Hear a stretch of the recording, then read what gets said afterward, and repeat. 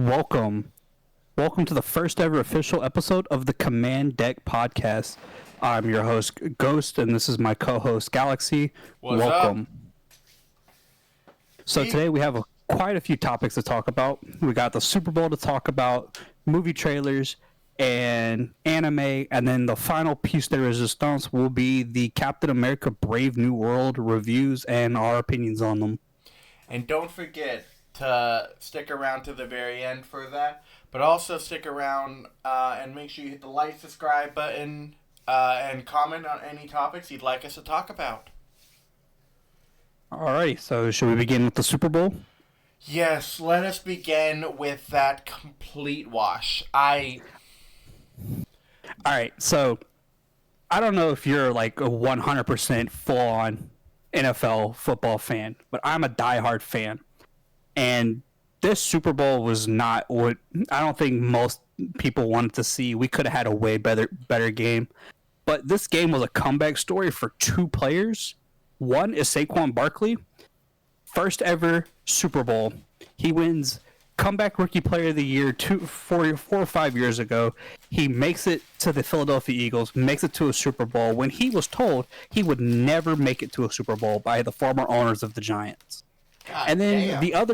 the other spectacular player is wideout cornerback Cooper DeJean with his first ever career pick six in the Super Bowl on his 22nd birthday. That is an amazing headline right there just for Philadelphia. Saquon comeback story, and then for everybody else, white boy CBs are back in season, baby. Dude, start of the season, I really wanted, I'm gonna be honest, I was one of the people, and I like the team itself, but I was one of the people who wanted to see the three-peat. Mainly because it's never happened before.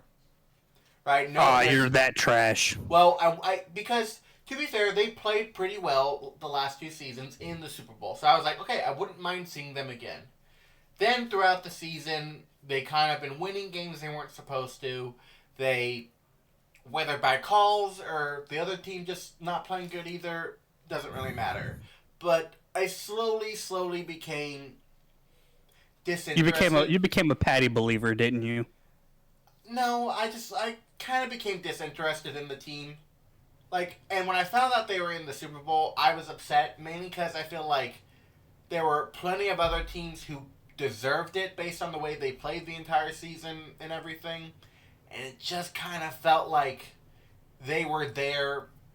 I know the joke online is that, the only reason they're so popular is because Taylor Swift is there. But it truly felt like the only reason with the way they played the season, it truly felt like the only reason they were there was because of, hype and stuff. Which sucks, because I feel like there's a lot of good things about the Chiefs. For example, I love the loyalty they have to each other.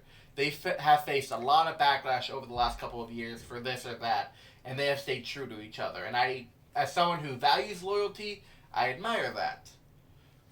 See, that loyalty only gets you so far because I don't know if you're paying attention to that Super Bowl, but the big star, the star player, Travis Kelce himself, gave up on multiple plays to not even help Patrick Mahomes, and he kept saying that it was his fault for not being a team leader when he never showed it from the start of the game. The moment they couldn't get the ball rolling, he just did not care, and I don't care what he has to say for himself about that. He didn't try. There are multiple instances where you can see him where Patrick is scrambling out of the pocket looking for something, and that's where Kelce shines the best because that man will cut his route off short and run back to at least pick up 5 or 6 yards. This man's dropping balls that he's never dropped before. He's dropping quick short passes through the center in between the numbers. He's dropping them, and it's crazy. Pat's running for his life, and he's not even assisting. He's not blocking. He's not making any separations. He's standing there. And then whenever he does go to block, he's running into his own guys, intentionally sabotaging themselves. Honestly, his loyalty, I don't know where it was that night, but he did not have any loyalty to the game. And he was frustrated the whole time. And he was frustrated at everybody. But the one person he needs to be mad at is himself. He did not put on a spectacular season ender right there. And that's on him. That can't be blamed on anybody else. No, honestly, it's the entire team that kind of... It was... Mahomes just through several picks, which, granted, isn't something new this season. But I'll say this. I'm happy the Eagles won. They deserved it. And well, we can't say that the Philadelphia did just set 2 records, by the way. Oh, really? Yes. So the first team to go and try for a three-peat, do you know what team that was? No. It was Tom Brady and the Patriots. Guess who stopped them? Oh, it was the Eagles, wasn't it? It was Nick Foles and the Eagles. They stopped them. And then you had the Kansas City Chiefs trying to go for a three-peat Super Bowl, and who stands in the way of the dynasty deniers? Philadelphia. That is insane that they have been on the receiving end of 2 three-peat dynasties and have shut them down, which is absolutely insane. Honestly, there's a joke. I'm not speaking of jokes from online that the whole NFL in general is written in scripts and stuff. I'll be honest. I watching that Super Bowl and how everyone was interacting did make me think that, like, dude, maybe there is some legitness to, like, the whole script thing just because of how bad the Chiefs are playing. Like, to be honest, I think that was the worst game they played all season. Now, and I know most ESPN analysts have stated this, and I know you don't know this, but Kansas City's biggest problem that they have not tackled and they have not figured it out yet, mainly because they don't have the resources to do so last year, but now this year will be the time that they'll have it. They had no left tackle. Since week 5 or 6, their left tackle went down. Could be later in the season or sooner in the season, but they lost a left tackle. They could not play anybody on that left side. That left side was their weak spot. They took Joe Thuney, their original center, and put him on left tackle, and he struggled. They finally got somebody to play left tackle, and it showed that no matter who they put there, they just were not good.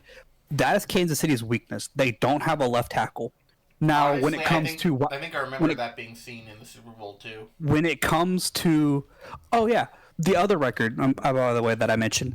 Philadelphia never ran a blitz play against Kansas City.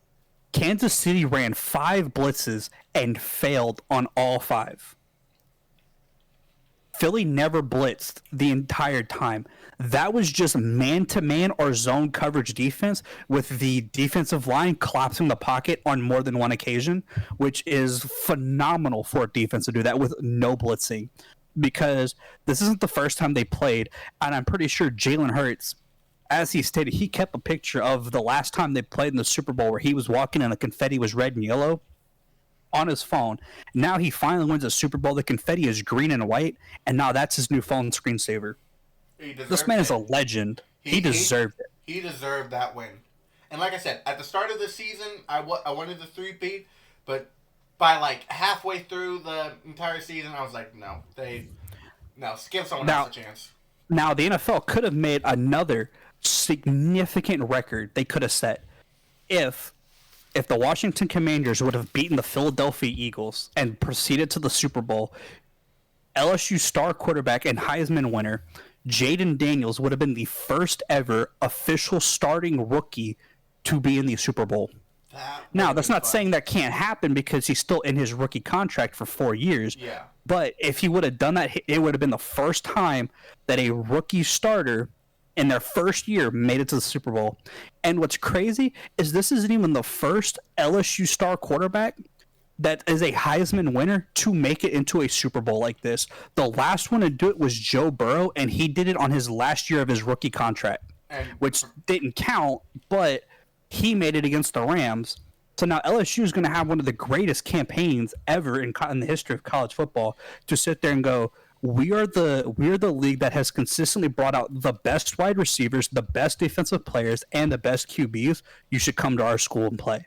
So LSU is going to have one heck of a recruiting career right now for probably the next 10 years. That is definitely true, unless they give out someone who's absolutely dog.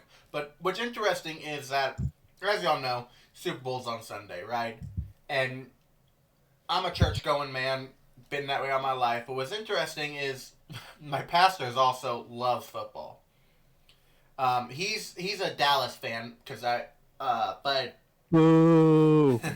but he he hesitantly rooted for the Eagles. He felt terrible doing it, but he hesitantly rooted for the Eagles. Conference rivals right there, baby. Yeah, but what made this the day so cool was that he essentially made the entire sermon that day football related.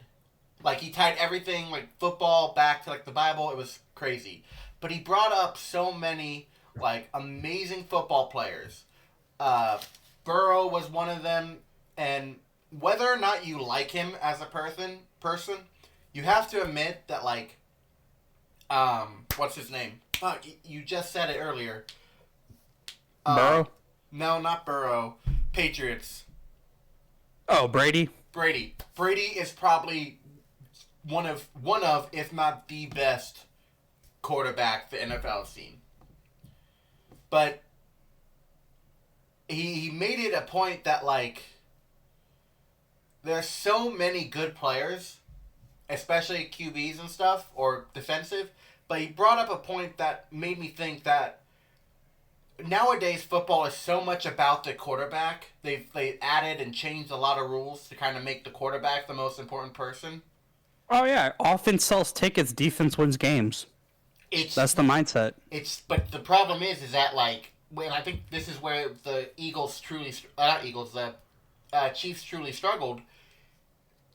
No one was on, like, but not besides the fact that no one was on point. Like, the defense itself is probably the most, and this is the way it was back years ago, but, like, defense was probably the most important, at least to me, the most important aspect of football. Dude, so the NFL has changed so much, like, over the years that it is more a focus on offense and protecting quarterbacks because they're the stars. And if you play defense, the whole mindset now is you have to be an offensive team. You can't be defense. And if you stop and look at the Pittsburgh Steelers, they are all defense. They don't really work that well on offense. They have a 2-quarterback system that they don't use properly. They focus on one QB the entire time, who's honestly is terrible, and he's up for free agency. But Pittsburgh relies on that standard of the standard is the standard. If the defense is the greatest that there ever is, all the offense has to do is play a game and win, and that's it. But it's no more is the NFL focused on defense because all quarterbacks are dual threats. The first ever QB that became the real dual threat was Cam Newton when he left Auburn in 2014, 2016, and he was with the Carolina Panthers. That man was a dangerous man as a dual threat quarterback because he knew how to move his feet. And because he knew how to move his feet, you had people like Lamar Jackson come in and Jane Daniels, Burrow. Granted, Burrow really doesn't run that well, but he can scramble out the pocket. Patrick can scramble out the pocket. Josh Allen scrambles out the pocket. All these people run. Jalen Hurts, for crying out loud, can all scramble. And so now defenses are more focused on locking down a quarterback and the wide receivers than just focusing on wide receivers and tight ends. Now they have to focus on this whole new shift in the narrative. And it sucks for defense because if they make any plays and if the people upstairs don't like it, then it's like, defense, go home. Like, you're not needed here no more. And it sucks because there have been really great defensive stops that got ruined because the man upstairs didn't like it. Now, the first penalties right off the bat, oh man, that was like, we're hiding no allegations right there. It was crazy because it also went both ways. And I'm going to be honest, it seemed like at times they were, like, overcorrecting.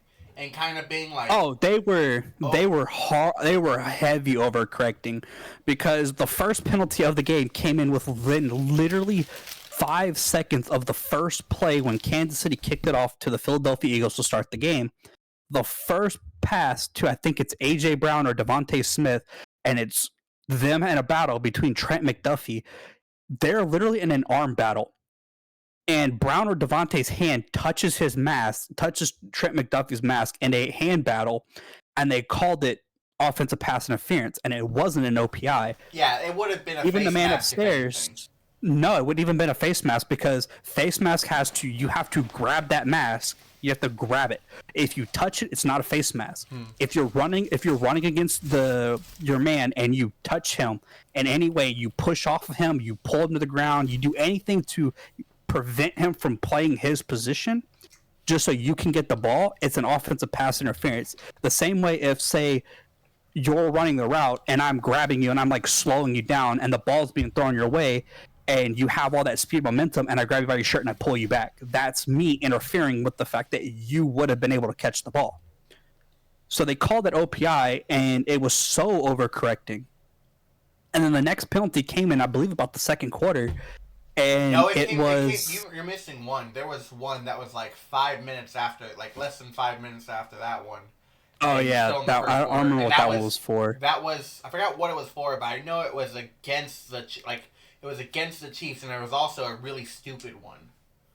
Well, there was the offensive pass interference on the Philadelphia Eagles, and I can pull up ESPN and go find that other penalty, but I do know that this was the least penalized game in the history since I've been watching. And it made no sense because if you go back to when it was Philadelphia and Kansas City, the 38-35 game, there were multiple penalties called out in that game. And it was crazy because they knew that this is going to be the most watched game. So the refs were really lax. They really were letting things go away. Multiple holding penalties were ignored. Pass interferences on both sides were ignored. Roughing the passer. Plus, they several times made calls that just like, I feel like, even, speaking of, what was his name? What, the Patriots quarterback? Yeah. Brady. I don't know why I keep forgetting his name. I'm terrible with names. Jeez. Even like he said in his commenter booth, which, by the way, dude's a great commenter. That was probably, like, hearing him just commentate was probably one of the best parts of the Super Bowl for me. But he even said multiple times that, like, they're kind of just, like, blowing some of these calls out of proportion. Like, it was... Yeah, and I agreed with him on that. But, dude, it's... Alright, first 5 minutes of the game, you have Jalen Hurts deep right pass to A.J. Brown. Penalty on Philadelphia for offensive pass interference. Wasn't a penalty there. Let's see. Kansas City's... But yeah, like, the Super Bowl was great. I had fun watching it. I was expecting something to come out sooner for Kansas City to make a play on the ball. They really didn't get anything going until like the last few minutes of the fourth. I remember there was one play that, like, they had it. Like, they had successfully pushed the Eagles back, like, 30 yards. Or it was like 20-something yards, right? Successfully pushed them back that far, right? Yeah. And they were on, like, third or fourth down. Essentially, like, they were so close to, like, getting it turned over and benefiting so much from it. All of a sudden, there was one foul called. One is all it takes to go from third and, like, 30, third and 27 or something like that. And the Eagles get a first down from that one call. And it was, like, I rooted for the Eagles, mainly because I felt like they deserved to be there more than the Chiefs. But I was upset with the Chiefs for that. Like, they had it, and they truly just fumbled the Super Bowl. I don't know if it was, quote-unquote, written or whatever, you know, like, or if it's just they got lax in it, right, or... I think they went in overconfident is their problem because they're like, we beat them once and we'll beat them again. But at the same time, they knew the threat Philadelphia was. I don't think we'll ever know what the real reason is as to why they couldn't get any sort of momentum going. Because anytime it seemed like they had the momentum going, they lost it. And it was just the most confusing thing ever. It was. But it made no most sense. people watched... Go ahead. I was just saying, it made no sense, like... Because the plays they were, like you said, we're talking about earlier with, like, the with Mahomes, like, dropping the ball and everything, and, like, the picks and the fact that Taylor's boyfriend, which, like, dude, I told you, I'm bad with names. I can't. It shows how relevant he is to me that I can't remember his name. But the tight end, like... Kelsey. Yeah, Kelsey dropped so many passes, right? My biggest issue was that the times they were messing up and messing up the worst were like the mistakes they were making were so amateur. Like it made it hard to believe that these guys had won 2 Super Bowls a year before with the amateur ass mistakes they were making.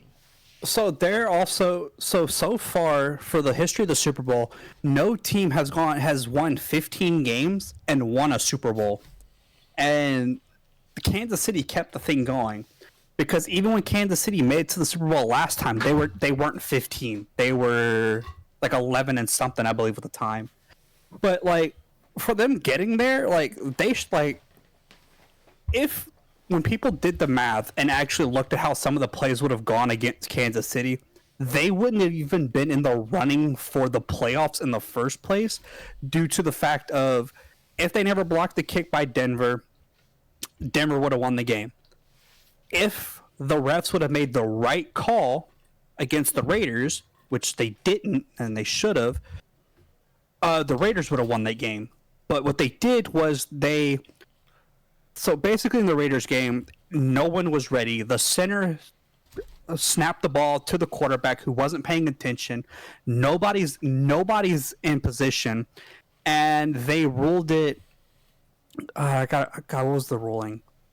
They gave it a ruling on a penalty ruling that let the time clock bleed.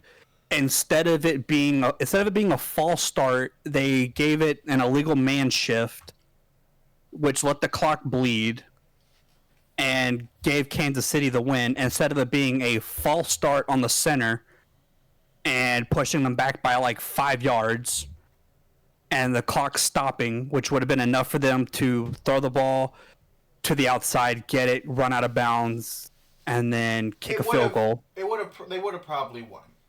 They would have won. Like Kansas City, like there are like 3 games Kansas City should not have won. Granted, there's also like you said with the Raiders game. The problem with that is there's also a lot of things that like could have happened that prevented it. Like, what if they did tackle that, like made the tackle before he got out of bounds? What if they missed the field goal? But they would have had a better chance. But it wasn't even that. It was like every analyst and person that knew the rules said the refs made the wrong call. Like, that is not the call that should have been called. It should never have been an illegal shift, because no one was in position for the illegal shift. As a matter of fact, players were still moving onto the field when the ball was snapped to the quarterback, which would have been in resulting of a false start, not an illegal shift. And the fact that the refs called it, everyone knew that there was an agenda there, because the Raiders would have won that game with a field goal, and they figured that the only way they're not going to let them win is by calling that, because it came that the refs wanted to call false start, but upstairs said illegal shift, which made no sense. Do you think there's any? So, like you said, to be honest. Oh yeah, there's collusion. There's definitely collusion up there. I guess what I'm saying is, do you think it has anything to do with the Chiefs themselves, or do you think it's just the upper? I think it has. I think it has a couple things to do with it. Kansas City, are they a good football team? If you look at all the players they have on paper, yes, they're considered to be like the elite of the elite.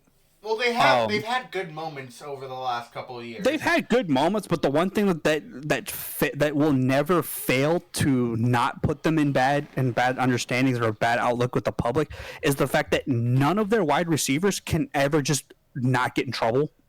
Yeah. Every time something major happens, a Kansas City wide receiver's in trouble, and it makes the team look bad. So it's really bad. And then they're suffering with constant injuries. Now, the team that I felt like could have made it all the way had they not been hit with the injury devil, the Detroit Lions, were the team to make it to the Super Bowl. Yeah. Like, they had it all. It's just they had over 20 players on injury, and that sucks for them. But most people watch the Super Bowl for the halftime show, which was the most disappointing halftime show I have seen to date. I would rather the 50 Cent, Eminem, and Snoop Dogg halftime show over Kendrick Lamar's performance. His performance was terrible. To be honest, I'll admit, right, I'm not really a big Kendrick Lamar fan, And to be honest, before this whole beef with Drake, I barely even knew the guy. Like, I knew he existed. I knew he was a rapper, right? But, like, that's not really the kind of rap I listen to, right? But I will say, hearing this, I am 100% convinced. I know some people tell this to, they're like, yeah, but, like, he also probably chose it because it's the Super Bowl is, like, every rapper's, like, dream location to do. I'm like, yeah, but, like, dude, you spent, like, the entire halftime show building up and taunting Drake. You built up the entire halftime show taunting a song that you said you wouldn't sing, and then you never even sang it. All you did was sing the chorus of it, of like the third verse, and then you let the audience finish it for you. After you lied at the Grammys saying that you were willing to put the beef behind you and that you're moved on and that you want to be the bigger man, obviously you lied. You didn't care. You wanted to stab that final stab at Drake, considering the fact that you already won the beef battle. You won 5 Grammys off of one song. Not only that, though.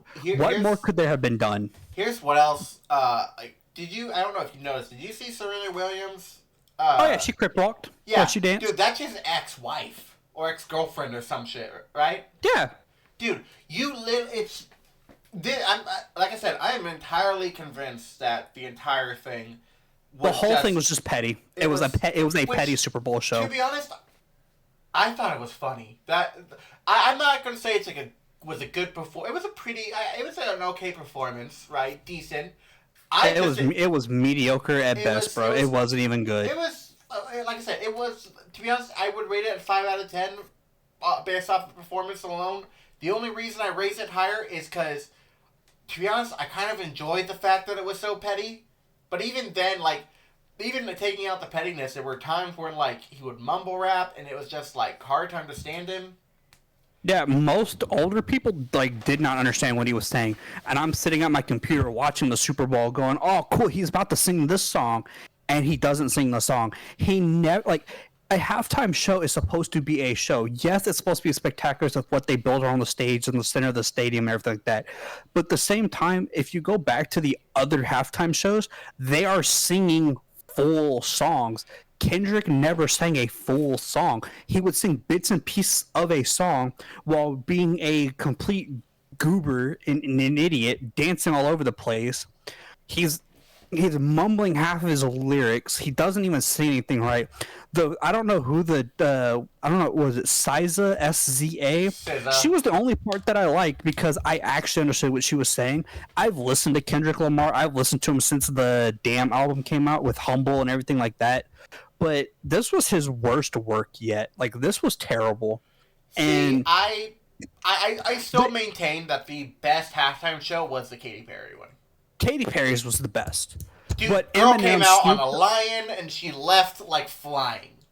But Eminem, Snoop Dogg, Dre, 50 Cent, best Super Bowl halftime by far was the best one out there. Because they sang full songs. 50 Cent sang Party in the Club. It was great. He hung upside down. 50 Cent got hit with inflation, so he was now $1.75.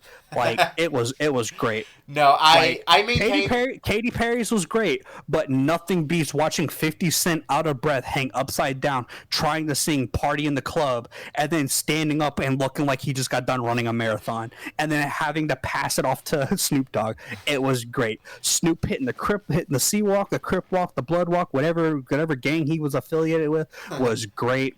Eminem coming out was awesome. It was a blast from the past. It was what everyone in LA wanted. It was great. Katy Perry was good, but like if I had to rank it, Katy Perry's 2, Snoop, Dr. Dre, 50 Cent, and Eminem number 1. You can't. Nothing beats that combo because they're the ones that made rap. No, to be fair, that is true. But for me, I think just the showmanship and just like the outlandish showmanship that Katy Perry had. Well, you only like Katy Perry for Left Shark. Just admit it. We all know that's why everybody likes Katy Perry. Because anytime I mention it, they all talk about Left Shark. To be honest, I don't really care for Left Shark. No, I know I'm crazy for Blasphemer. saying that. I'm crazy for saying, dude. I like the fact. I like the showmanship that she had in it. Purely, that's. I'm a big, I'm a big enjoyer, and it's one of the things I'll touch on when we talk trying to get to Captain America. But I'm a big enjoyer of how things look. Right? If it looks good, you're. Oh, I feel bad for you then. but The other thing, the other great part of the Super Bowl was the commercials. Considering the fact that there were not that many. there was. I'm gonna be honest. There was a rumor we were gonna get the Lilo and Stitch one. So don't get me wrong. I loved seeing Stitch on the field. Right? I love that because that's such a Stitch thing to do, and the fact that he cursed out everyone.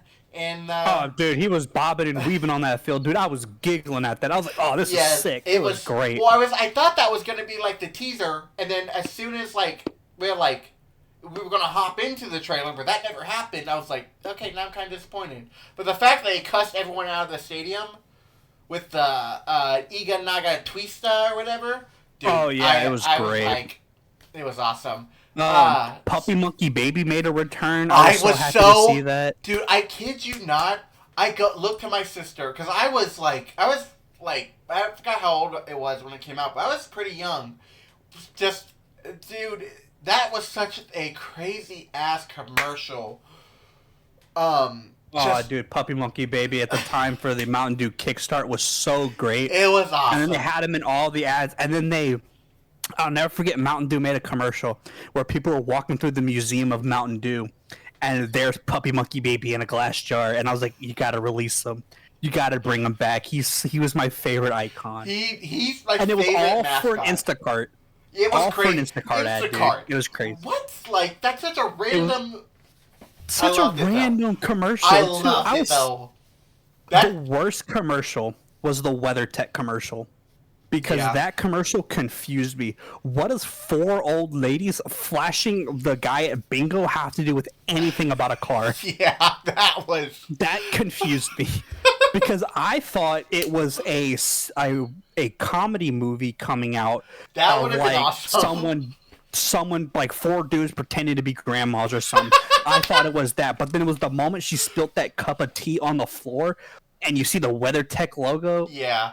You wasted $16 million right there. That was a waste. The other ad that surprised me was the Yeezy ad, which Yeezy no longer exists due to the owner saying things and violating terms and agreements. But that was a wild Sunday before the Super Bowl with what was going on there. I don't support any of what he said. It's honestly, it was insane that the Fox Sports even let him purchase an ad spot for 30 seconds because it was literally him just sitting there going, the entire 30 seconds. That is it. So I feel like he deserves a refund, but at the same time, don't give that man a refund. It's okay, but the trailers were a big part of it, obviously, right? Dude. We didn't get anything for Fantastic Four because it came out earlier today, which we'll probably talk about. But we got trailers for Jurassic Park Rebirth. But that also came out the Wednesday before the Super Bowl. But I think we got more footage than that, I think. I am excited for that movie. I love Jurassic Park. So, I love dinosaurs. So let's talk about that one first. So what's crazy about this one is it's almost kind of going back. So the entire...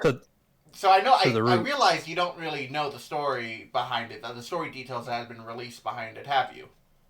I know it takes place like 5 years after Dominion, and that they're going there to gather some samples that could save humanity from diseases and stuff like that. That's about it. Yeah, so essentially, but this island in particular is very special because apparently this is where all the failed experiments went to. Yeah, it's the research station. It's where where they created all of them and shipped them over to Isla Nublar, and those that were too violent stayed. This isn't the ones. Well, yes, but it's like all the ones that like they weren't right. Like as you know, like they were trying to run a park, so they wanted like them to look a certain way. So all like the failed ones that like were too violent, but were also Just they didn't look right.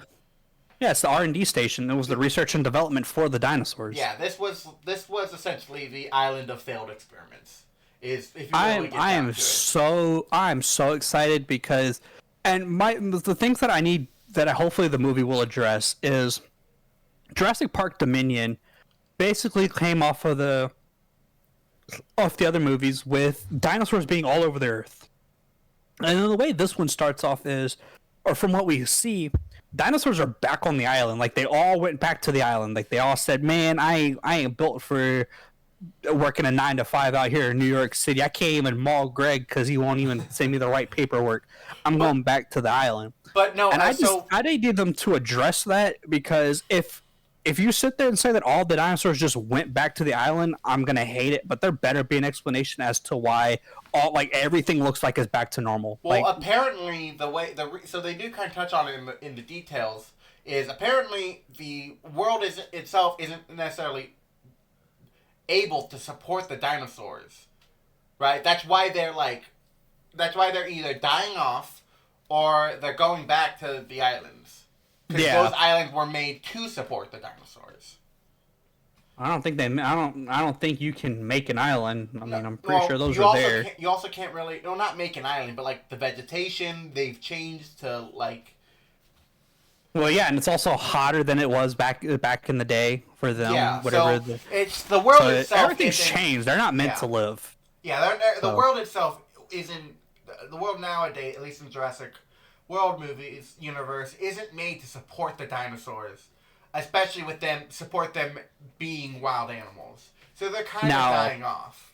Yeah, they're dying off. The one thing that I love is that Scarlett Johansson really, really wanted to be in a Jurassic Park movie, and it got to the point where she heard wind of a movie that was coming out. She knew nothing of it, and she immediately told her agent, if there is a Jurassic Park movie, I want you to put me in there for it. I want to be in it.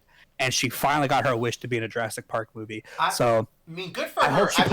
I hope she plays the role very well. I'm really excited to see what she does outside of a Marvel career, considering the fact that her and Marvel never really saw eye to eye, especially with the streaming service and stuff like that. So this will be a big step up for her, honestly, leaving Disney and Marvel. Well, speaking of Marvel, actually, and Scarlett Johansson, she's actually being a creative consultant or whatever for Thunderbolts, which is another trailer that we got for the Super Bowl. A brand new Thunderbolts trailer.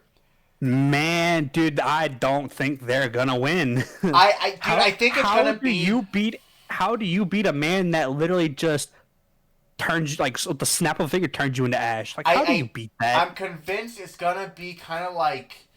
It's gonna be a situation where, like, there's gonna probably either be a MacGuffin that will, because obviously, gotta be a MacGuffin. You have the Sentry, right, which is one of Marvel's Superman copycats, like copies, right, alongside Hyperion and a couple other people, but Sentry. Well, the cool thing about Sentry is that his abilities also have a darker half called the Void. Now, and this is when we kind of get it a bit with him turning into shadows. That's not Sentry. That is the Void, which is, like I said, the darker aspect of Sentry's ability. And that's kind of why he's leaving shadows, and they make a big emphasis on, like, the whole darkness, is because the Void is darkness. I don't think those aren't shadows, because you have to have something to emit the shadow, because it's a blocking of light. That is people being turned into ash, or the remnants from, like, a nuclear bomb blast. I figured that is burning them into the concrete. I figured that was more of like, because again, because the way they turned, because it was more like them like falling into shadow. It looked like if you were like a giant and you took a human and you threw him at like Mach yes at the ground and it splats, but it doesn't like blow out. It just smears. Like that's like it looks like somebody just slammed you into the ground. Kinda. It does not look like a shadow. It looks more like ash or a burn residue that leaves from like what a nuclear bomb does, where it burns you into something and it leaves your image. Is what it looked like. Well, I mean, Sentry is a man with the strength of 10 billion exploding suns, so... So these people are literally turning into ash.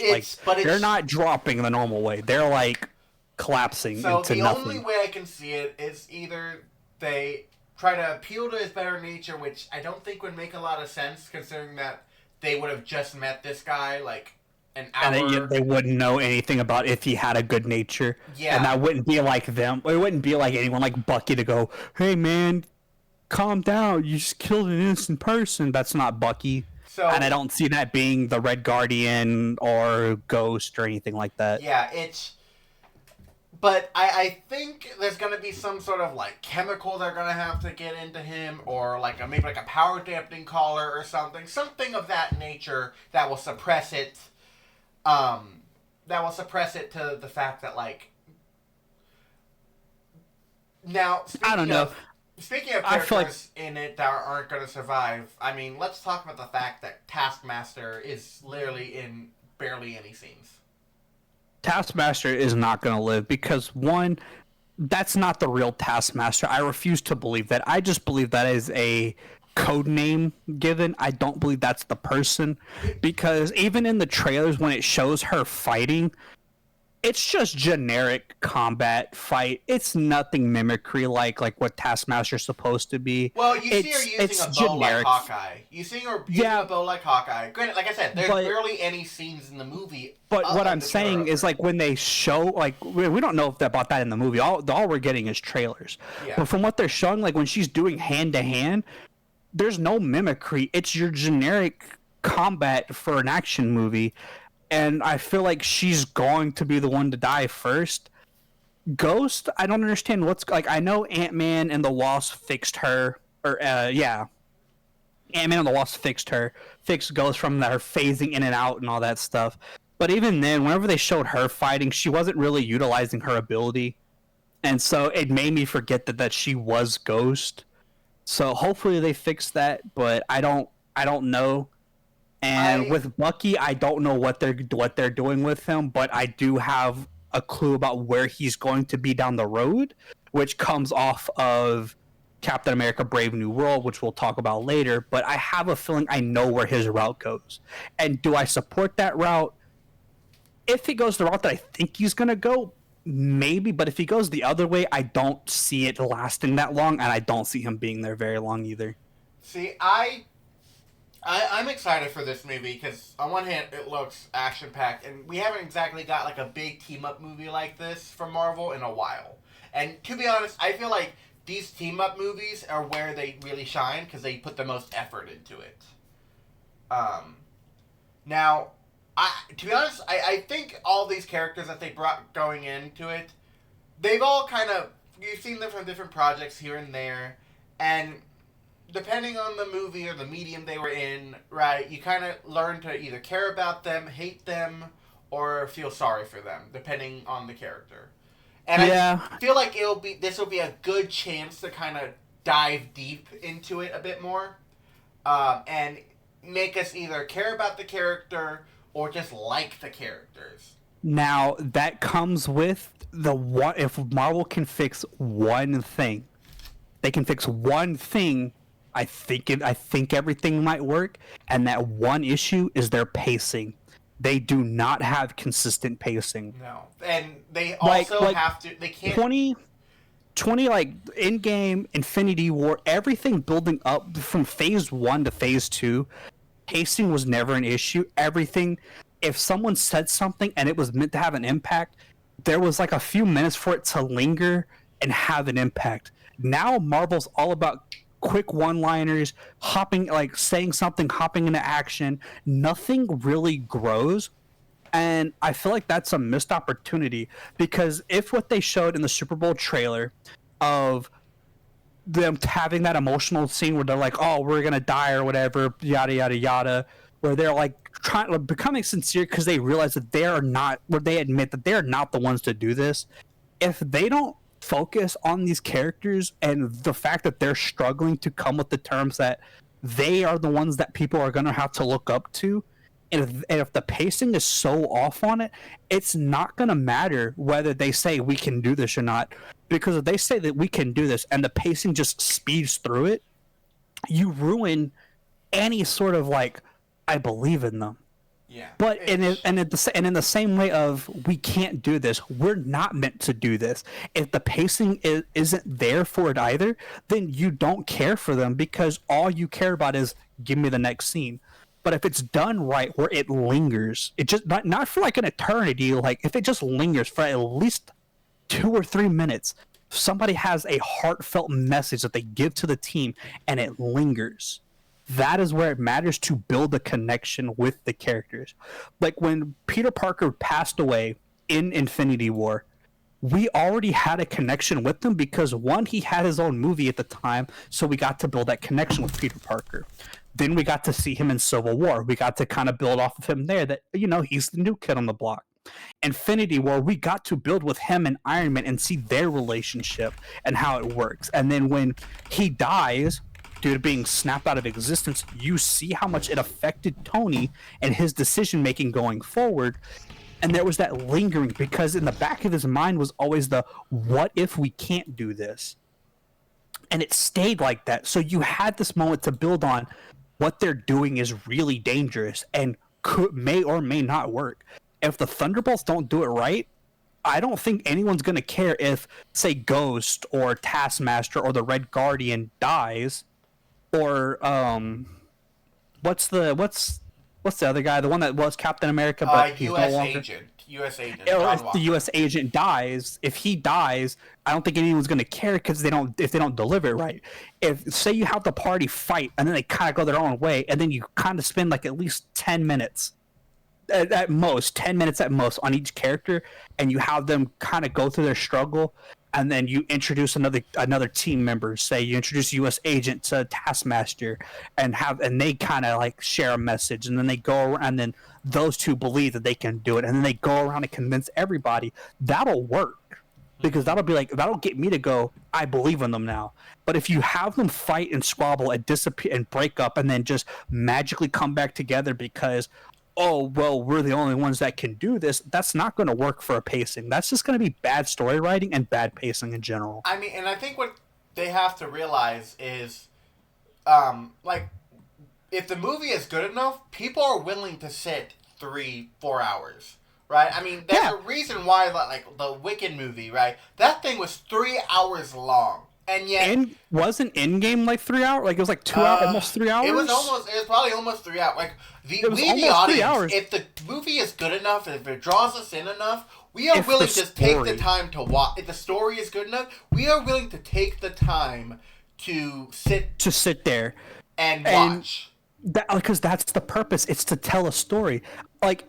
That's the reason why people get hooked on TV shows like NCIS, Chicago PD, Chicago Fire, House, because the story and the characters are engaging enough that you go, wow, I want to know more, or that feels relatable, or I could see myself in that situation. Because the one thing that I do, and I know other people do as an audience, is project. And we project ourselves in these positions. And if you got to project yourself in a situation where you're like, oh, if I was in his shoes, I probably would have done this. But it's not written in the way that it would have given you that opportunity to explore with your mind, then you failed as a story writer to captivate the audience's imagination. Because that's all a movie is it's an imagination put on the big screen. And if you fail to do that, you fail to capture anyone's attention. And it might be like how Star Wars Episode 1, 2, and 3 where people hated it in the beginning, but it took years before people finally respected it for the masterpiece that it is. And it's a shame, but at the beginning, the story was kind of it was iffy.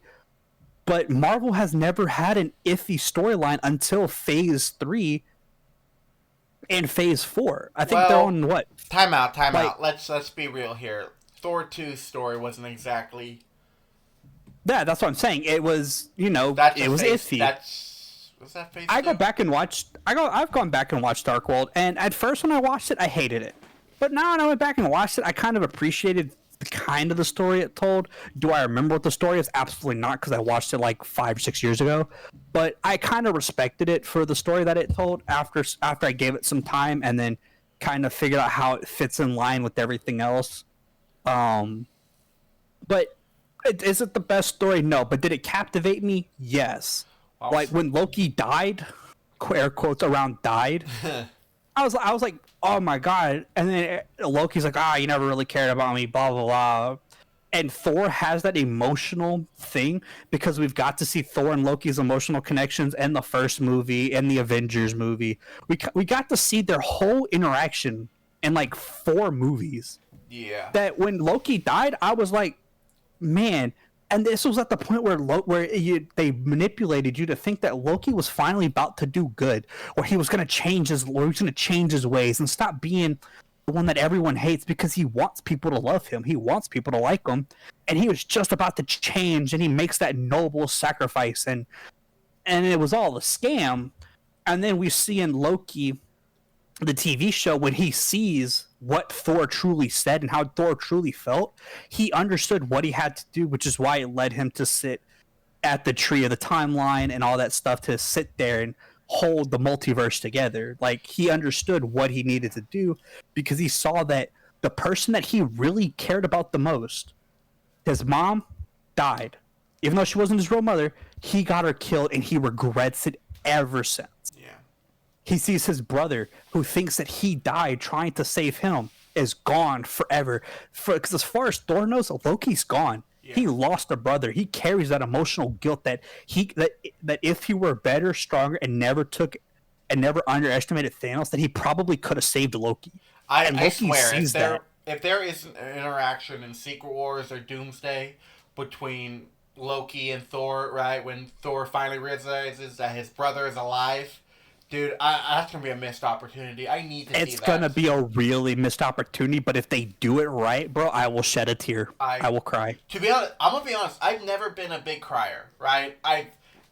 After you can kind of get to that emotional point when I was a kid, I was a big baby back then. But as an adult and as I got older, never been a big crier. Dude, I went years without crying, right? I go to see Infinity War, and Thanos winning... bawling like a baby. Thanos winning, seeing everyone dusting. Dude, I kid you not. I could not stop crying. Peter Parker's line of, Mr. Stark, I don't feel so good, and I don't want to go, broke me, dude. That was the most heartbreaking thing, because his spider senses are going out of control. He has no idea what's happening. His spider senses are saying that he's in danger, that he needs to get out of the way, but they don't know what the danger is. He doesn't know what's happening. All he knows is Thanos is gone, and he sees like people that are his friends around him, and he's sensing danger, and he's scared because he's just a kid. And seeing Tony not knowing what to say or do broke me, because that's the man that always has a plan for something. And the fact that he felt like he let down Aunt May because he said he'll take care of him. Oh my god, dude, I cried. I bawled like a baby. Yeah. Well, I was heartbroken. Speaking of movies, we're going to go from movies with good writing, or hopefully good writing, to ones with not even a new story.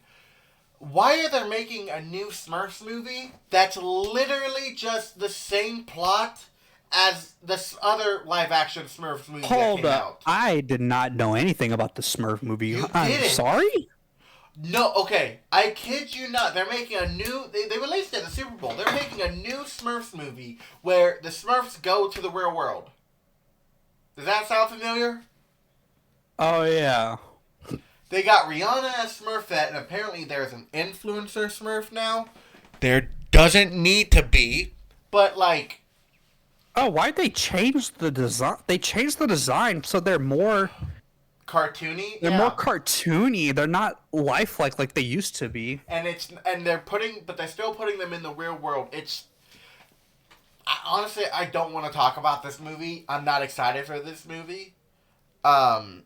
But oh god, this looks terrible. I mean, we got Sinners. It comes out in like 2 years. It's in pre-production, expected July 18th. So we're good for now. But I mean, hey, dude, Michael B. Jordan in Sinners. Brother, I'm excited about that vampire movie. See, I'm not the biggest monster and horror movie kind of guy, mainly because I find that like for example, Megan 2.0, I'm not exactly excited for. I find that Dude, I was excited because the first Megan movie was like so unsettling. I hated it. Like I hated how like uncanny valley Megan was because there are scenes where like she looks real, like it's an actual human playing her.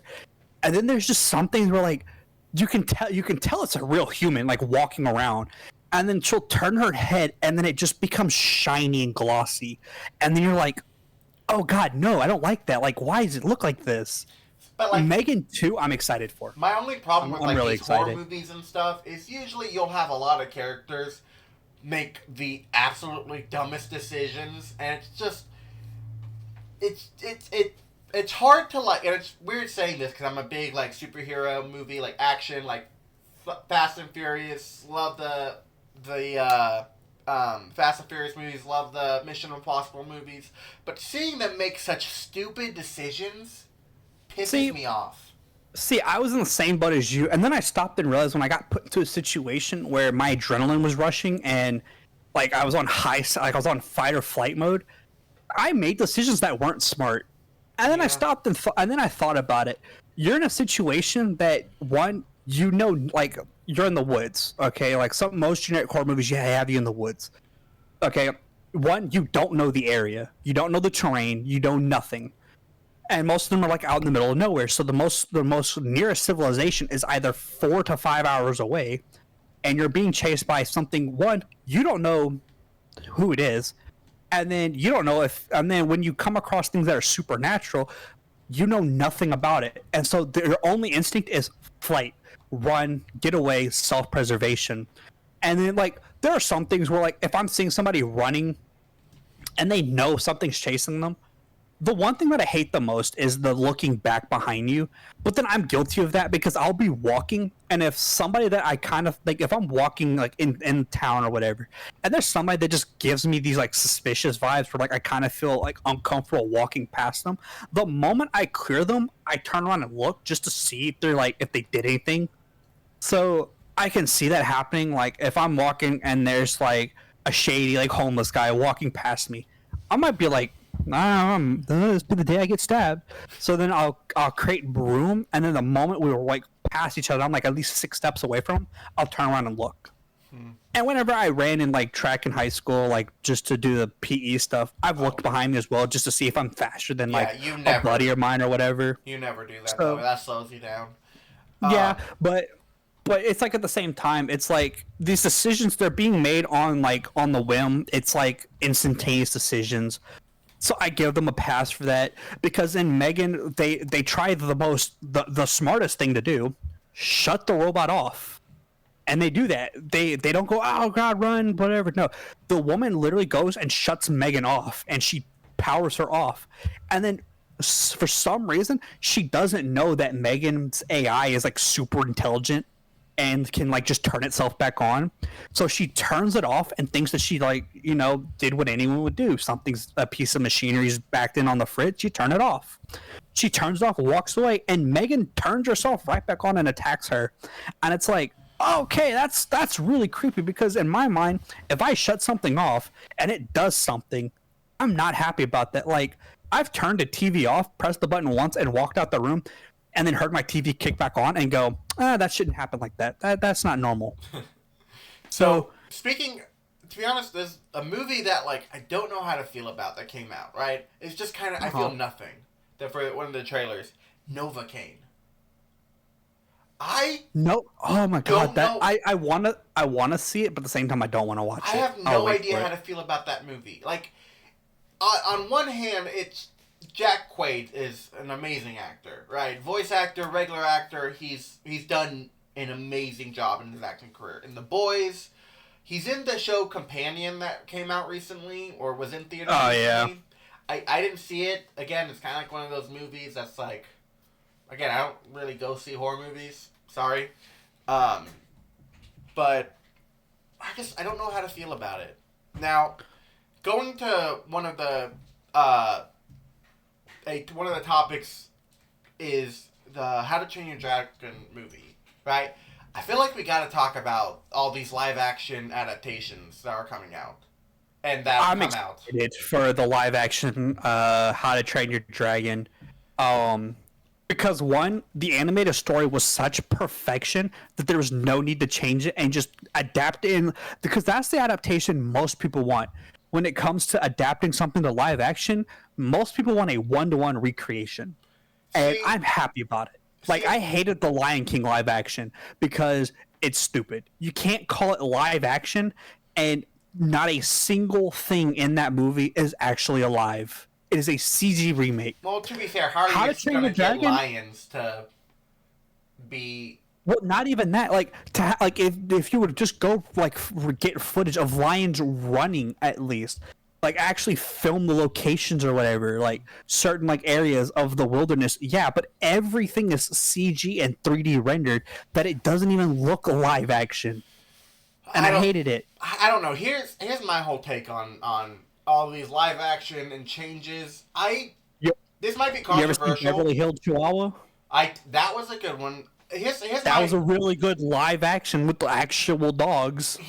And they just dubbed them out. It's a lot easier to add to do a movie with dogs than it is with like lions and zebras and all that. Listen, here's my whole take on this.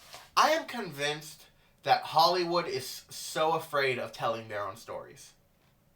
And absolutely. Here's what I mean. I like with the Snow White movie that's coming out, right?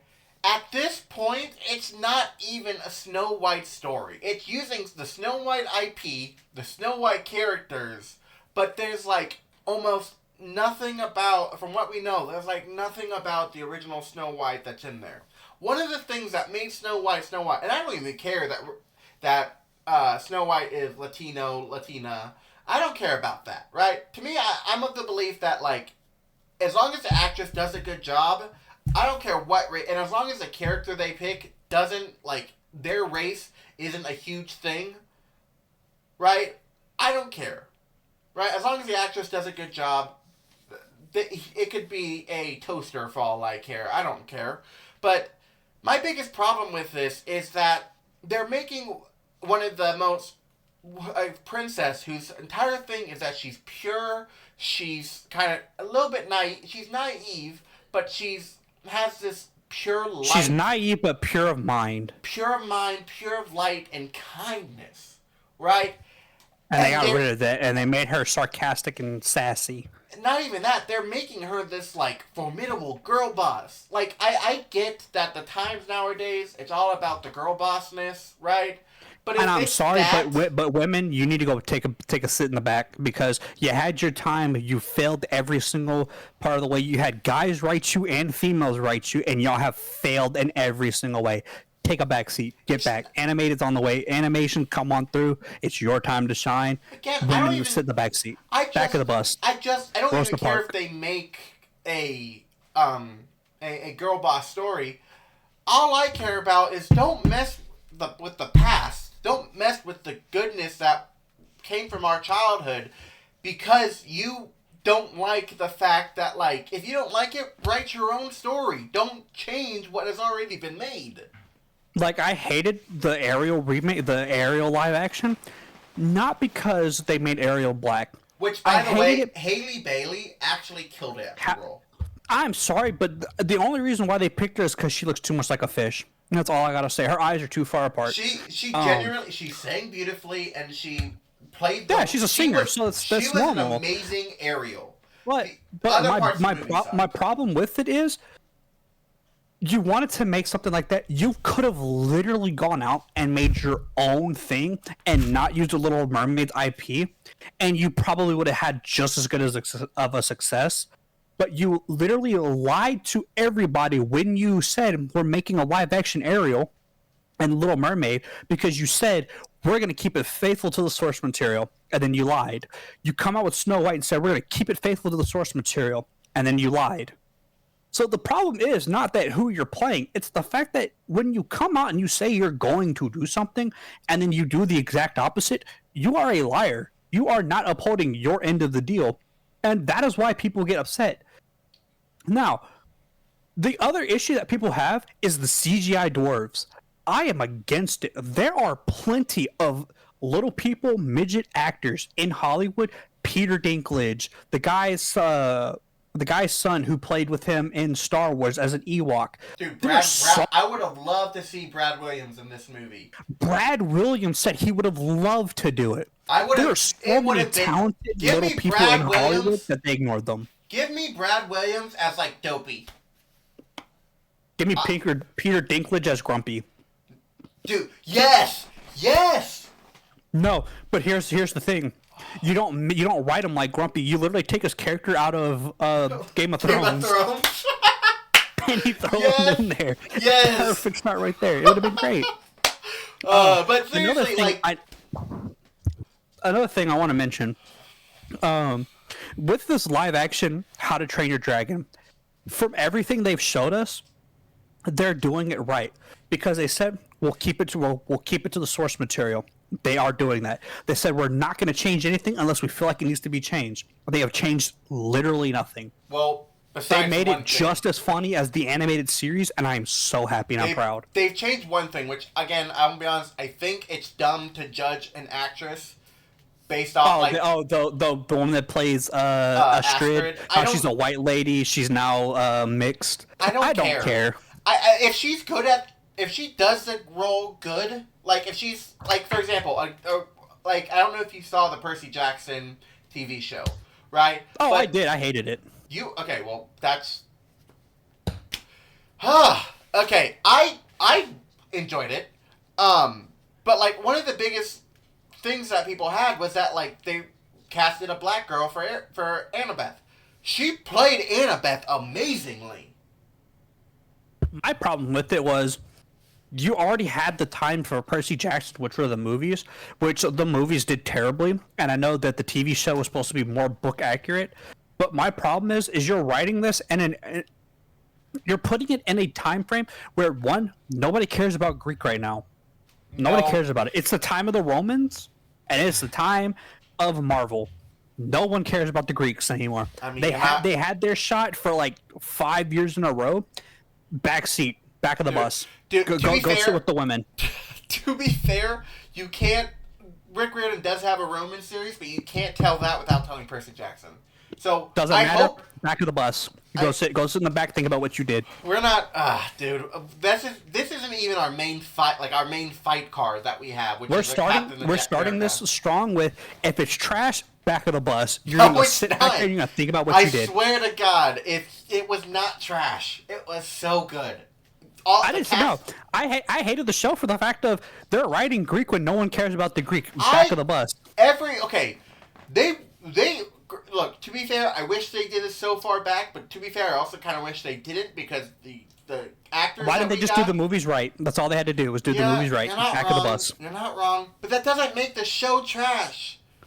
I never said the show was trash. I just said that it's trash for coming out in the time where nobody cared about the Greeks. Back of the bus. To be fair, it was one of the most watched shows for a while when it came out. So it's not it's saying I can say the same thing about Stan and Rempe. Back of the bus. Okay. Well, look, we're currently like over an hour in, and we're not even like halfway done with our topics. Okay. All right. I got to throw in one quick thing, real quick. It's for hockey. Battle of the Four Nations happened for like the last couple of days. The United States won 3-1 against Canada. Within the first 5 seconds of the match starting, there were 3 massive fights. And then 15 minutes into like the second quarter, there was another massive brawl because the Canadians booed the United States national anthem and then went on to do what Canada does best, and that is sucking. Canada cannot win any hockey games to save their life. They sit here and brag about having the best hockey players, and yet they're eliminated, and the United States is moving on to the finals. So if you watch hockey and you are rooting for the United States, let's go America, USA all the way. We're bringing that home. I think the only other country we have to fight as is Sweden or Denmark. It's or Norway. It's one of those two. I'd have to go look, but let's go USA. Let's bring home the Four Nations Cup. To be honest, the only thing I know about hockey is that Florida, weirdly enough, apparently has the best hockey team in the U.S. No idea why Florida, of all people, has that when it's the sunniest beach state probably next to California. but apparently same thing with Las Vegas, dude. They have the Vegas Knights, which is insane. Also, shout out to the Utah Hockey Club for wanting to change their name and give themselves an actual name instead of Hockey Club. And shame out on all you fans that hate the names. The Utah Outlaws sound like a way better name than the Utah Hockey Club. Dude, I'd buy some. I don't even care about hockey. I'd buy some Utah Outlaw merch. Buy some Utah Outlaw merch in a heartbeat because that brings back the Western roots of Utah. And that goes to the olden days. So, in that vote for the names, I hope they become the Outlaws because it would be so great to watch the Outlaws versus the Knights. That would be awesome. Or the LA Kings and stuff like that. So let's go Utah Outlaws. And if they don't win that Outlaws, I'm still calling them that because you can go suck a rubber duck. Let's go Outlaws. Okay, so I mean, hey, the PlayStation Plays thing came out. I'll be honest, I was disappointed we didn't get any Wolverine news, but... Man, that was the most disappointing PlayStation State of Play I have ever seen. Because they really didn't announce anything new. What we got in their PlayStation State of Play was what came out in Games Fest last year. The games that I'm really looking forward to is Split Fiction. Thank you. That's a really cool looking game where you go between sci-fi and medieval fantasy. And the story sounds so... And the story sounds great. It's literally also, about authors going into their own works and creations. Yeah, and I think sounds crazy. If I'm wrong, and I could be, and this could be corrected, and we might put this in the comments for the correction, but I do believe that it's going to run off of the same system that, not like hardware and stuff, but it's going to have the same system in place that It Takes Two, where if you buy you can buy a friend code. So if, say, I own the game and Galaxy wants to play, he can go purchase a friend code for $5 or $15, and he can play the game with me. That sounds awesome. That's really cool. Lies of P is getting, I think it's a sequel. I am so excited about that. It's a sequel. I'm so happy. To be honest, I was kind of hopeful. I haven't played the Lies of P game. I want to. You are missing out, my brother. It is a great game. I love the entire idea of almost like a Soulsborne-like games, completely circling around our old childhood you know what the P stands for, right? Pinocchio? Yes. This bro, you have to play the first game. It is so great. They are remastering. Maybe I'll stream it on Twitch. Yeah, Galaxy D Wolf. I think I might too. They're also remastering a PlayStation 2 original. I don't remember the name of it, but it's a samurai game. They also have Unumashi, I think is the name of the game. I could go back and look because I think I'm wrong. Where it takes place with the character Moyamoto Usashi, the man who's best known for showing up late to duels and stuff and everything in Japanese history. Really funny. My favorite part of the trailer is where he goes, "No matter how many men you bring, it's definitely going to stop me," and he takes off running in the other direction. It's complete comedy. It's so great. Also, stated by multiple PlayStation insiders, Xbox will be making and releasing more games for the PlayStation and Xbox system than what Sony will currently be publishing, which is an insane and bold move for Xbox, but at the same time opens up a new lane of revenue. On the other note of PlayStation, the PlayStation networks went down for 24 hours, and they have still yet to give an official explanation as to why they went down for so long.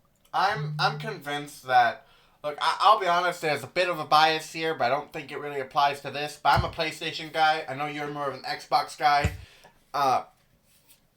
But I'm convinced that Microsoft knows that they've lost this console war, right? They've already admitted that they've lost, but at the same time, what they're doing makes more sense than what PlayStation and Nintendo are doing. Because if you have a small market, say 50 million people on a PlayStation 5, and you make a game, and the game costs $60, $70 with a budget of $100 million to $400 million, Concord. And say out of the 50 million, only like 20, not 20, like say 10 million players buy it. You take a loss on that. Yeah, But if you make the game and you put it to PC, Xbox, Nintendo, the handheld tablets like Steam Deck and the Asus ROG, stuff like that, and you do that way, you open up a bigger market to where you're gonna touch more people, and you're gonna get in their pockets more, and you're gonna recoup the financial burden and break even. And it's a very smart tactic because Sony has already given up on the PlayStation 5 and is focusing on a PlayStation 6 right now. And it's insane that they're that cocky and arrogant right now. Yeah, I will admit, as a PlayStation guy, it does kind of suck because I feel like now that Xbox, like you said, they kind of admitted they lost the console war.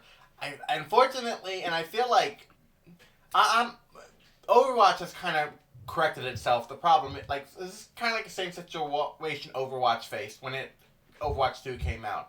Is they're cocky because no one can compete with them.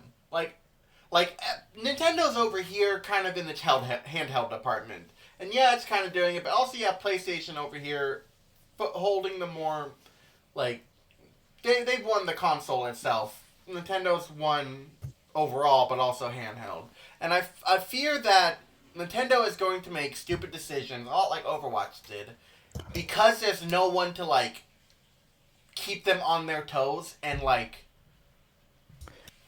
you see, I say, and I get what you're saying, but at the same time, I also have to sit here and say, Nintendo's already made the failures, because they announced the Switch 2, and it's not great. When they announced it, their stocks dropped by 7%. And that's not very helpful because, one, there was not enough information to tell investors. We'll find out the rest of the details on April 2nd, I believe. But the other issue is everything that's gone into the Switch 2 is literally what everyone expected the Nintendo Switch OLED to be. 15% bigger, dual outputs of USB-Cs. You still have the OG headphone jack, which I don't know why you still have that. But then again, most headphones for consoles rely on the analog plug. You change the grip. Instead of it being slip and click, it's now magnetic, which adds another failure point.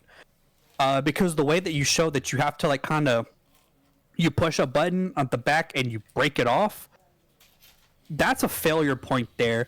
Then you go in for unknown reasons and you add the fact that the Joy-Con can act as a mouse. What purpose is that?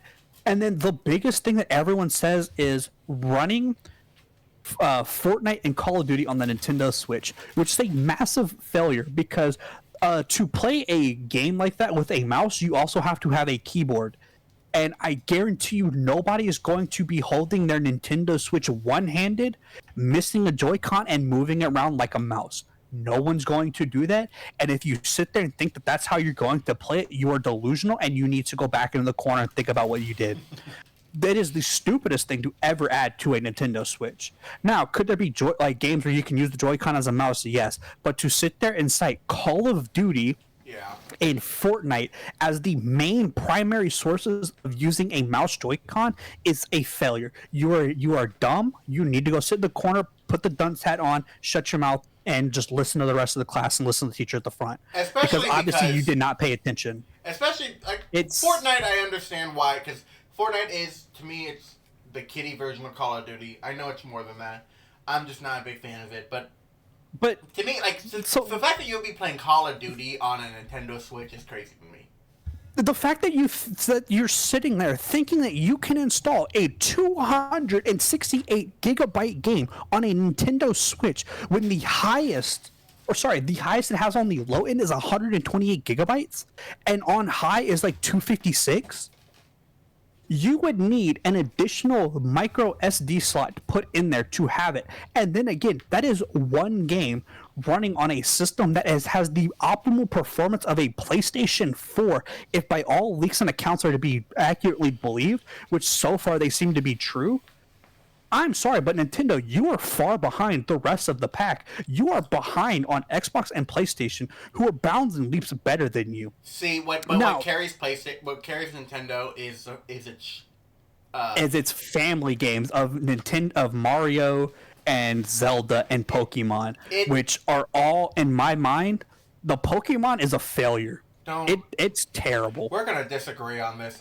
We can start the first disagreement right here. Pokemon no, we've already disagreed plenty. We've already Pokemon disagreed is a plenty. massive. This is like 5 or 6. But we're getting into the captain's fight now. Yeah. This is like the co-captain fight. The captain's fight's coming soon. Pokemon is a failure in my eyes for the fact of it is not innovative enough. I liked Pokemon when it was 8-bit style because it was cool. I loved the sprites. Seeing everything in a 3D rendering is cool and all, but how do you have optimization issues when it's written in your own code for the Nintendo Switch? How do you suffer optimization issues? How do you only run the game at 30 FPS when the Nintendo Switch has been proven to run and support 60 FPS, and yet every game you've released is 30 FPS? Well, to be fair, and now your selling point for the Nintendo Switch 2 is that it can run smooth, crisp, clean 60 FPS. If that is the case, when you make another Legend of Zelda like Tears of the Kingdom that had the worst optimizations by far to date on a Nintendo console, which was god awful terrible, that you had to release multiple day one patches to fix it because you were so stupid and over arrogant on your game. That 60 FPS is not a very good selling price right now because, one, why aren't you automatically supporting 60 FPS? That is a dead given, and you can't even do that right on essentially a tablet. And I feel like you should be ashamed. Pokemon is not innovative enough. You've tried going this back in time route with Legends of Arceus, which was kind of cool. I'm gonna admit it was kind of cool. And they are gonna do it again with Legends ZA, which is coming out. And again, what the hell is a ZA? It's supposed to be essentially what the fans are calling it, because again, we have no news about it, and we're supposed to, I think, get news on Pokemon Day, which is coming soon. I don't know if it's come out by the time we release this video or not, but I'll tell you what ZA is. It stands for I didn't care. That's what it is. It's nothing. ZA is nothing. It's supposed to be like a Pokemon Zygarde, which is a game the hell is a Zygarde? Okay, it's one of the legendary Pokemon of Kalos, which is what... How many legendary Pokemon are there going to be in this universe? For crying out loud, I've lost count after the first 6. Okay, look, obviously you don't care about Pokemon. I, on the other hand, do.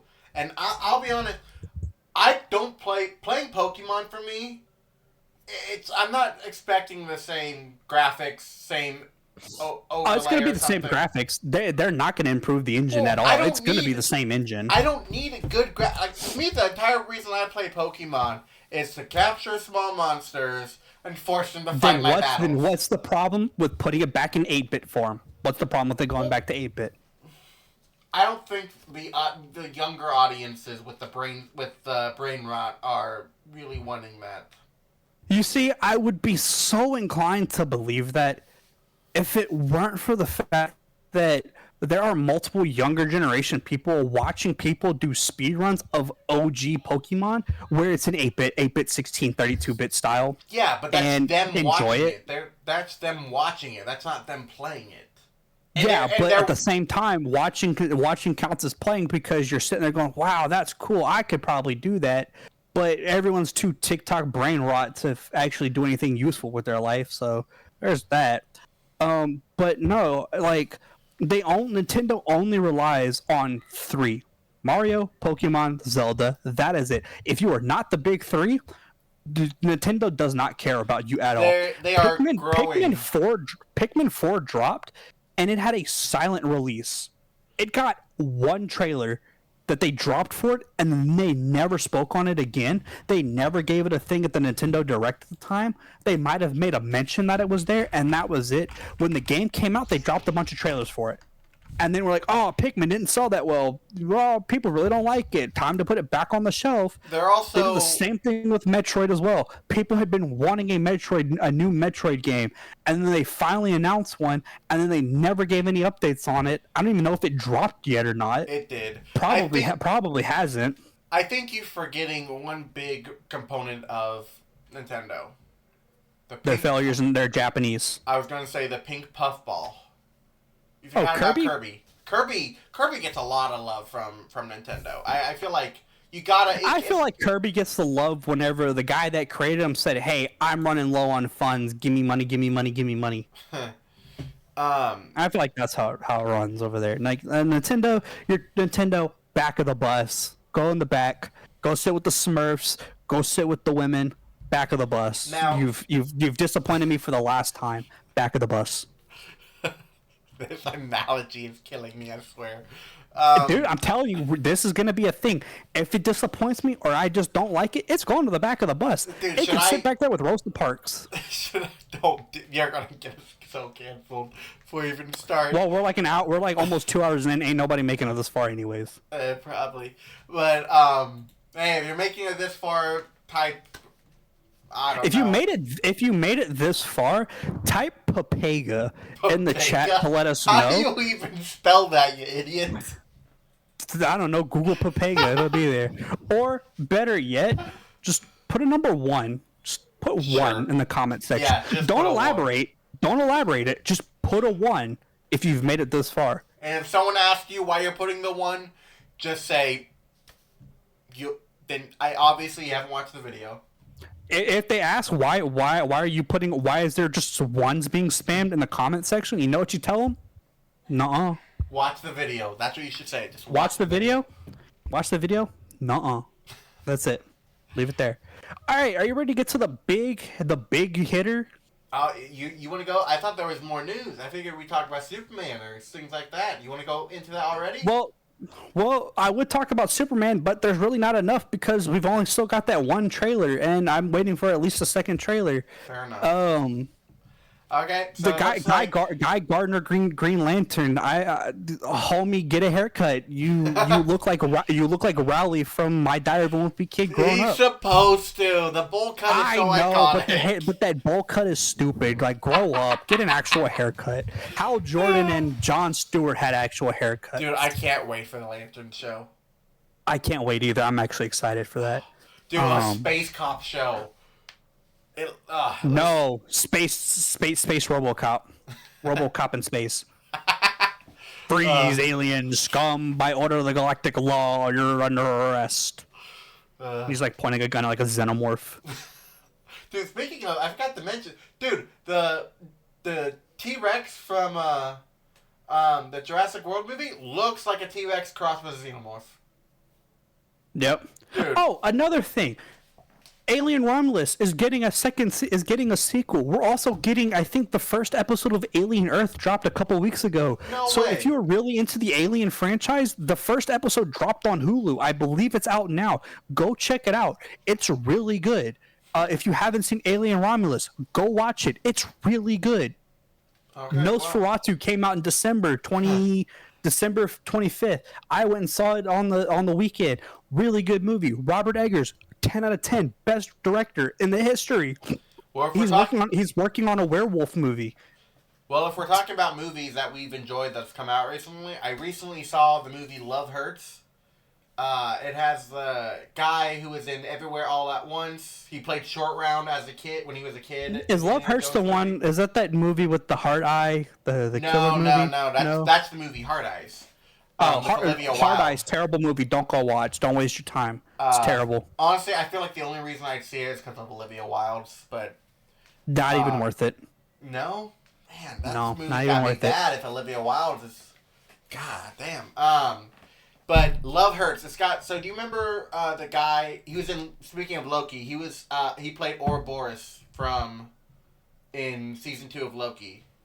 Yeah. So dude, I'm telling you, he's like the next Jack. I mean, granted, we're getting the Jackie Chan movie with the Karate Kid movie, but dude, I'm so excited. I can't wait for that. But dude, this just if you love the old Jackie Chan movies, right? That kind of like, dude, this guy is a brutal Jackie Chan. Like, this guy's fight scenes in this is just a brutal ass Jackie Chan movie.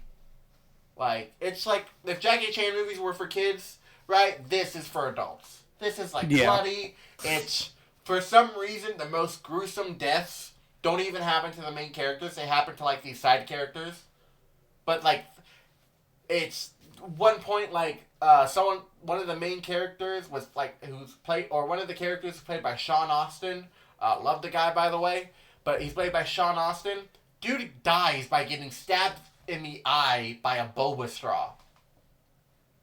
Let's go, Boba Tea for the win. But it's such the fight scenes in this movie were awesome. The story's a bit lackluster, and I'll be honest, it kind of plays like a bit of a love story, but it also doesn't exactly focus on the love story aspect. It kind of takes a back seat. Dude, if you love like brutal fight and good like fight scenes, watch this movie. Go see it out. It's out in theaters now, so definitely go see it. Great movie. I feel like we've teased and annoyed the audience long enough. Yeah. Let's get to the real bread and butter of this episode. Okay, so let me hear your objectively wrong opinion about the movie. All right, Captain America: Brave New World. What can I say about the movie? It's an action movie. The plot, as everyone has stated, for every action movie, paper thin. I don't understand how people are sitting here saying that this plot, this story is comparable to 2008 Iron Man. I honestly think those people are smoking crack. Is it as bad as I thought it was going to be when they announced it? No. Is the movie bad? Yes. The biggest issues with it, pacing. The pacing was like nothing got to develop. Between Sam Wilson and Isaiah Bradley's character, they didn't get to build anything. It was like, oh yeah, Unc, you crazy man, you gotta come with me to the White House, and then they have like this almost heartfelt moment where Sam's trying to get him to understand that the world is different, that things have changed, that he can come out and be who he wants to be, that he has support to come out and do it. And that doesn't last. It goes from there straight to the White House scene, straight to the, and if you're this far and you haven't seen the movie, spoiler alert. All right, this is spoiler territory. Yeah, I'm not going to sit here and pretend like you've seen this. If you haven't seen it, I recommend you pause right here, you go watch that movie, then you come back. Yeah. And then come back and watch it, and then you can pick a side. I have notes for this. I took notes and I had to type out everything. If you had to sit here and come up to me and go, "Hey Ghost, what is the plot of the story?" I would literally stare at you with a blank face for like 5 minutes, and then the only thing that's going to come out of my mouth is change. That is the whole premise of the movie, is change. Anthony Mackie understanding that his change of being Captain America, his character of Sam Wilson taking up the mantle and the responsibility of Captain America and what it means to carry those burdens when he struggled with it for 2 years, he finally accepts the change that Steve's not going to come and bail him out. Bucky's not going to come bail him out. It is up to him and him alone to make this work, because if he can't do it, no one else can. That is change for his character. It's his growth. Thaddeus Ross's change is trying to become the better man and the better father figure for his daughter after what happened in the 2008 Hulk movie and throughout the rest of the Avengers and all the other movies where he was in there, where he was against, as Thaddeus Ross puts it, enhanced individuals and his mistreatment of them. He wants to change and show that to his daughter that he can change, that he can be the one that he can become the man that she knows that he really is. And it's him wanting to go through change, but he can't, for the first half of the movie, almost the whole movie essentially, until Sam and him have their big conversation where Sam finally gets through to him, and then for some reason it just doesn't work again until later on in the movie, which I don't know what the point of doing that was. But he has his moment of change at the very end, that he understands that he needs to take responsibility for what he did. What happened in Harlem was his fault. He could have dealt that situation a lot differently, and he chose to go at it the warmongering, war general way, and it got plenty of people hurt in the city of Harlem. It destroyed half of Harlem, and in the end, someone had to be held responsible. And instead of him taking the blame, he shifts it off to somebody else because I'm Mr. Big War General. I can't have people look down on me like that. I don't agree with how like he had, like kept ignoring the responsibilities of the entire time of the movie. Like the whole time that everyone is saying this is your fault, he consistently kept arguing with the fact that it was not his fault. Which, yes, that is his arrogance. But as we all know, Thaddeus Ross is a very arrogant person. Agreed. Just go back to 2008 2008 Hulk and watch it. He is very arrogant the entire time.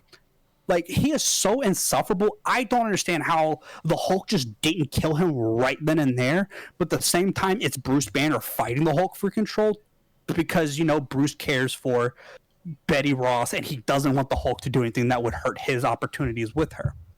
That's fine. I understand that that's character growth there. Hulk has his growth, everything like that. But yeah, the pacing was off. Not like the emotional scene where Torres gets blown out of the sky, it doesn't last. Like when Sam's sitting there and he's like he's hurt by the fact that he couldn't protect Torres, even though Torres put himself in that situation when he told him to fall back and not do what he was going to do, and then Torres, if I remember correctly, kicked the missile, which He essentially, what happened is he was trying to hit the missile, but he hit it again with his guns, but this time hitting it. But the problem was he was too close to the explosion and the backlash of it. Yeah. Okay. So, and what's crazy is Torres is a military guy. This dude understands how explosives work. Granted, I think Torres is Army. I think he's. Is he Army or Air Force? I think he's Air Force. I think that because they make it a big point of Torres looking up to Sam, and Sam was Air Force, so it leads me. Okay, so then yeah, so. But he could also be Army. I'm pretty sure he's Air Force because in Falcon and Winter Soldier.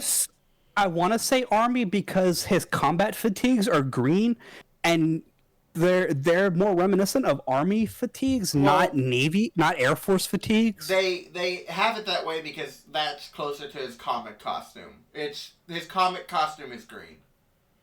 Well, no, not his Falcon suit. His like military, when he's in the plane, his fatigues look more like Army than they did Navy or Air Force. Maybe it's Army. I think it's Air Force though because I think because he was working with Sam when he went on that mission in Falcon and Winter Soldier, and I think he was working alongside the Air Force. At the time, yeah. It was when they tried rescuing that one guy. Here it is. He is a member of the 547th Intelligence Squadron at Nellis Air Force Base from Las Vegas. So he is Air Force. So again, this is a man that understands how air-to-air combat works. He understands the exact missiles that are fired and how they work. And yet he still chooses to get up close and personal with a missile. And you also have to realize... Is that him, trying to do what Sam did when he sliced the missile with his wing? Absolutely. But the difference is Sam has vibranium wings. Torres has literally Falcon's old wings. He doesn't have vibranium. Time out. He wasn't trying to slice it with the wing. First off, I think it was more of him trying to prove himself, because even like when he recovered and at the end, he makes it a point that he kind of like expressed to Sam how he had like this chip on his shoulder. Right? Yeah, but what I'm saying is when Sam got up close and personal to the missile, he sliced it with his wings, and his wings absorbed the explosion. He was like, no, I got this, even though he's like, you don't, because Sam even says you don't have the equipment to do what you're about to do, and he gets right up close and personal and fires his like little darts on his wrist into the missile. and it causes it to detonate because, in one, he's too close. He already knows, and that's him trying to prove himself to live up to the expectations of what Sam did as Falcon. But in my mind, if he would have missed like he did the first time with those things, I 100% believe he would have tried to sit there and try to slice it with his wings. I believe he would have done that because that is Torres. I don't think okay, first off, don't mess with my boy Torres. Torres was probably one of the best parts of the movie. He was the best supporting character throughout the entire movie. He's probably one of my favorite. I mean, Shang-Chi is probably my favorite superheroes they introduced after Endgame. Dude, I want him. I want a Falcon show with Torres, dude. I want one. Yeah, Torres is probably my, at the very least, top 5 character superhero that's been introduced after Endgame. I love him. Dude, Torres was so funny. The interaction was so much like a big brother, little brother kind of interaction, which I loved. He had me laughing the entire time. He was every scene he was in. Made me laugh in the movie. Every time he was on screen, I had a chuckle. He made me laugh. He was the only one that could do it. Well, that's what's great. Is I think. Okay, so you kind of ratted on the movie, and I know you have more to say, but let me kind of like defend the movie a bit to give it some breathing room, so that people who did enjoy the movie aren't clicking off because they hear you ratting on it. So, first off, one of the best things about this movie, at least for me, were the fight scenes.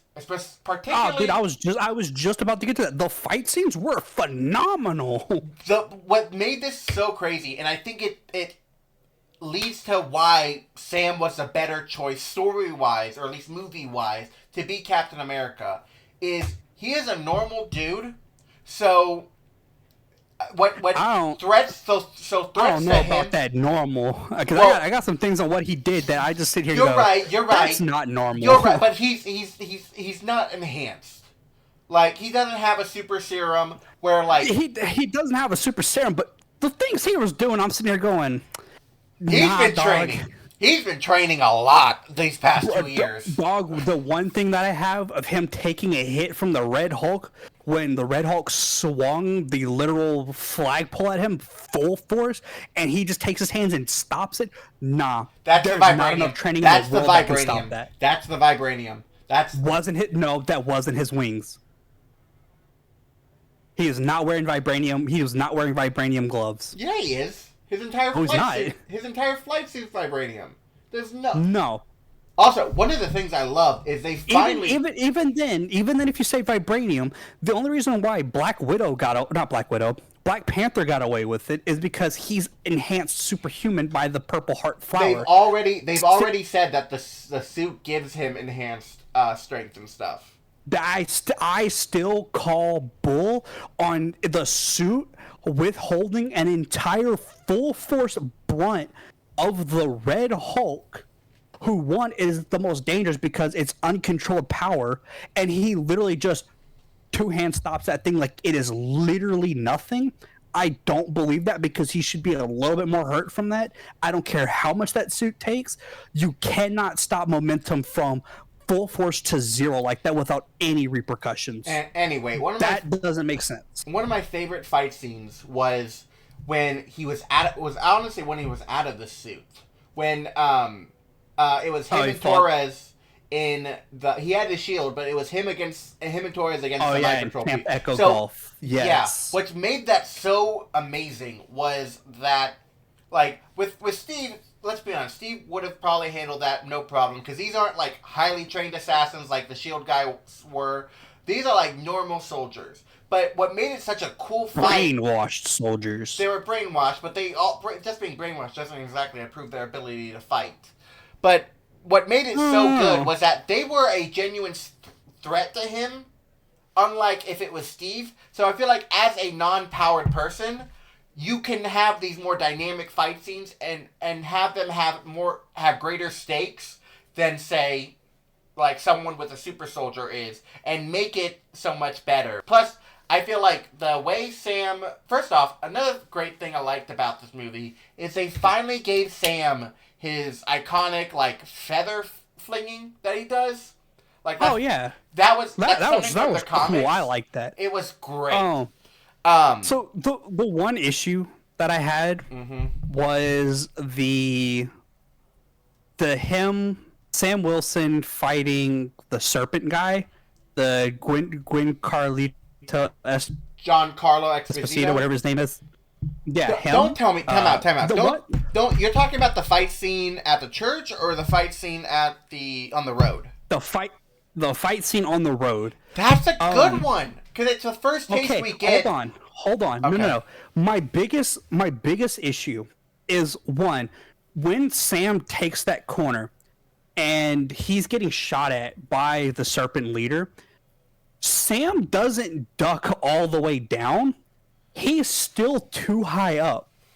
And with the way that the guy shoots at the vehicle, making that perfect circle into the windshield, he would have definitely hit Sam at least 3 times in the shoulder, up the shoulder and then the arm, because Sam didn't get down all the way. Sam leaned forwards like you do whenever you're driving and something low comes and you're afraid it's going to take the top of your cab off. He doesn't do it like how police do it when they're getting shot at. They kind of they crouch. Slump and they open the door and they slump and they slide out.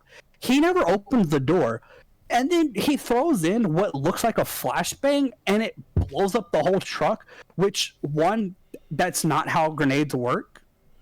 Especially flashbang. No, that could have been some other kind of grenade. I know. It's the Marvel universe. It's probably some special grenade. Dude. Oh my god, the whole Marvel. Oh my god, I got another thing about that. Yeah. The truck blowing up. The camera's on the truck the entire time, and we never see him open the door and get out of the truck. Because it goes instant shooting to a grenade into the window, truck blowing up. There is no time for him to get out of the truck. And he just gets out of the truck. That doesn't make sense. See, I will agree with you at that part of the fight. That was an issue, because they should have at least showed him, when he's getting shot, the truck door opening and him sliding down out of the truck, and then the grenade goes and it blows up and he kind of runs away and hides somewhere else out of the guy's view, which I would have been okay, that's more believable. But the shooting, grenade throw, truck blowing up, all within mere seconds of each other, and then he's oh yeah, and he knows he's not dead. No, he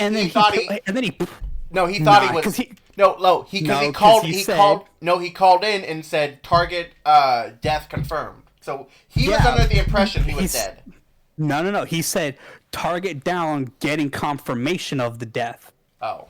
So he never knew. So he has no idea if he's really dead. All he knows is the truck blew up, and Sam, the last thing he sees in that truck is Sam in the truck. So his last line of sight is Sam in the car, meaning Sam could not have gotten out of the car. There's no way for him to get out. So that was a whole issue there. And then he has, oh my god, that handgun, the beautiful Chiappa Rhino. Oh my god, chef kiss, beautiful handgun. I love it. And then they have their fight and everything, which was great. I loved Sam pouring bleach onto the batteries to create that toxic smoke. To me, that shows, because I feel like one of the biggest problems that people have is that they claim that Sam Wilson without the suit is nothing, right? And I feel like this movie did such a good job of being yeah, I hear you, but you're an idiot. But he's also in the Air Force. They're strategic. My only complaint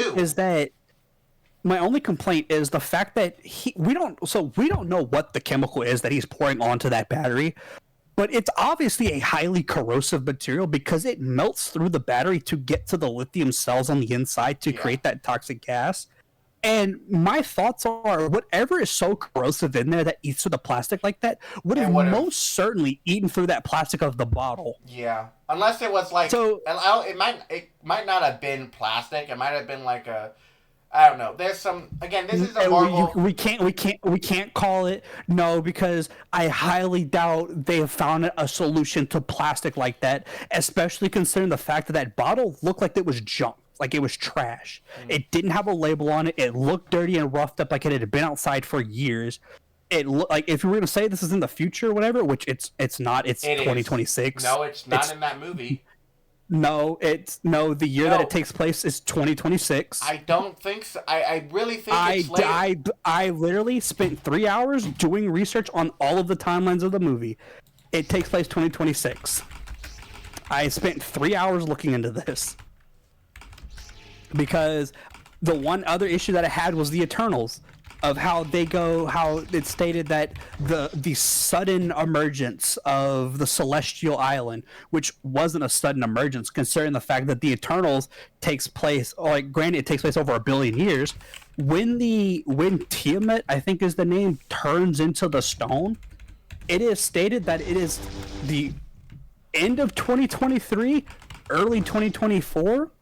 Falcon and the Winter Soldier takes place 6 months after Endgame, which is 2022. It's saying 2026. It's saying that Ross was elected.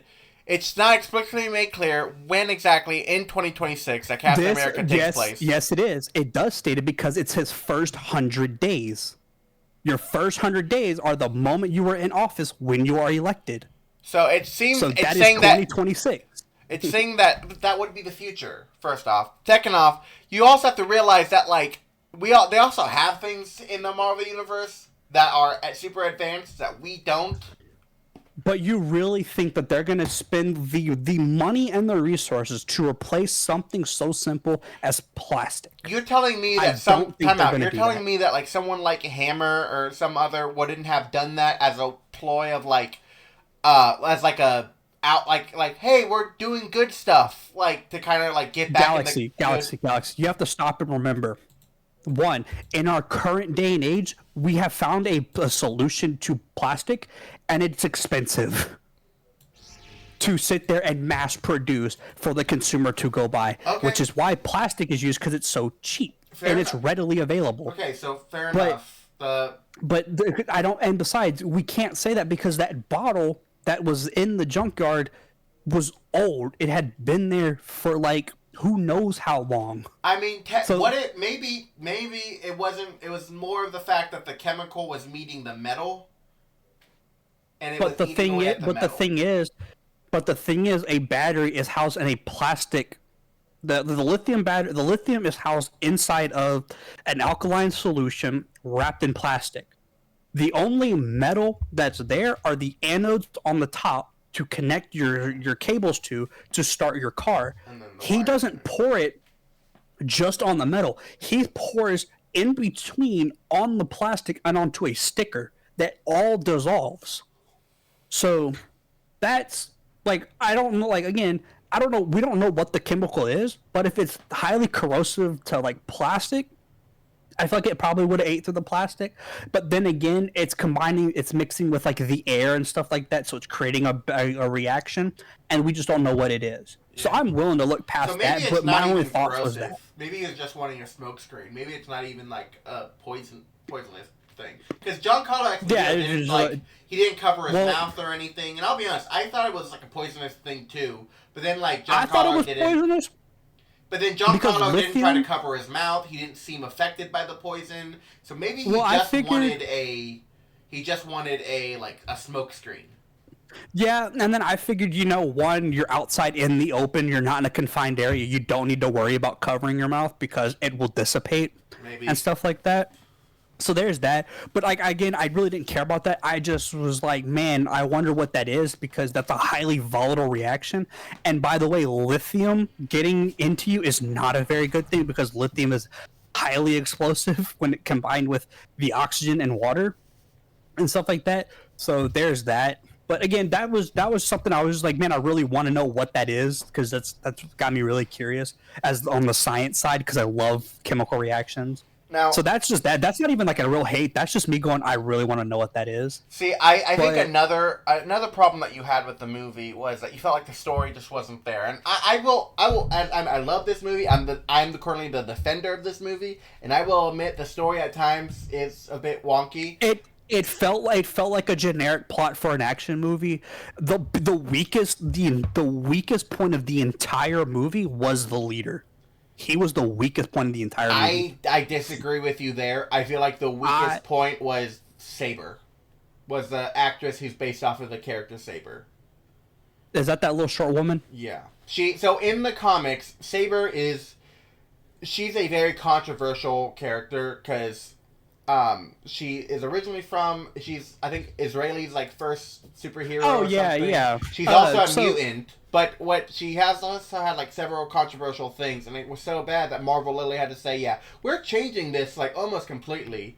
But her being there, I felt like she didn't need to be there. I laughed when she was there. I love when she hit on Bucky. That honestly made funny. It okay when like I was like, that's funny. He's tall, good looking, nice smile, firm body. He's 112 years old. I can work with that. Brother, I died. I was like, oh my god, bro. Is she a baddie for real? No, I kind of like that. So here's why I like about Lyra. First off, the fact that they made, instead of going like that big like forehead route, they actually made it look like the brain. I was like, yes, thank you. One side looked like the brain, the other side looked like an STD. So I was really like get this off my screen. To be honest, it looked like it was supposed to like be uncomfortable, be gross. And to be fair, I digged with that. I was like, granted, he did say that instead of removing the gamma radiation out of him, Ross increased it into him. So I understand why he looks like that. So I'm fine with that. It's just for a man that sits there and goes, I've seen every probability. I blah blah blah blah. I know the statistics of this, and this, and then it's like, dog, you have been wrong every time. You've not had a win. Well, I feel like that's supposed to. First off, he's right about several things, but he didn't. Kind of mention, it was wrong. He said Ross would never change. Ross changed. Well, I think that's the entire point of would not.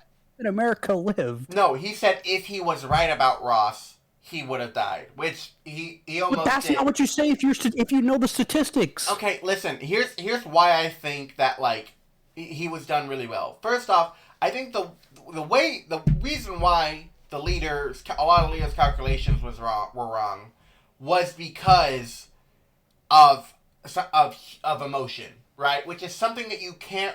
Which is a human element that's very hard to predict, right? And honestly, I think that being the one thing, because the leader is a man based off of logic, right? That's what a lot of So the fact that emotion is something that's very, quite frankly, unlogical, right? In how we react and how we feel. Half of the time, it doesn't even make fucking sense. So the fact but to sit here and he tried to play into the emotional factor too. He calculated for the emotional factor, and he said to Sam, "I had an 80-something% chance.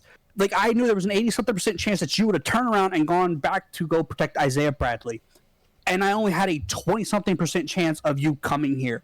When you have access to the internet and like people's phones and stuff, and you have access to all this government technology and cameras and all of this stuff, and you know that he is on his way. You can hear him, because you can't sit here and tell me that he's not tapping in all the time when he's sitting there tapping into Ross's headset and people's phones and stuff. You cannot sit here and tell me that he did not tap into the fact that Sam Wilson said that he will do whatever it takes to get Isaiah out of prison and prove his innocence. And you're going to sit here and tell me that you sat there and thought, oh yeah, if I have two people, if I get to the mind of a soldier, which I still need a better explanation on how he just has access to everyone's current heart rate, EKG, brain scans, blood type. I need a better explanation than just I sent the mind control thing to go get it. No, I need a better explanation for that, because that is so weak of an explanation. Like getting Ross's information, yes, that makes sense because Ross went to him. Getting Isaiah Bradley stuff, you were banking on the hope. To be fair, that one makes sense too. That one makes sense too, because he was. No, the Isaiah Bradley one doesn't make sense because he was a government Isaiah project. You're telling me that Ross probably didn't need it. It's current information on them, not old information. Current information on them. You are sitting here and hoping that Isaiah doesn't go to the White House. All right. You lose a key figure in that shooting at the White House. You now rely on 4 other shooters, or the 5, Isaiah was 6. You would now rely on 4 other people. Here's the question. How did you get the one guy that's on the Secret Service staff that doesn't leave the White House?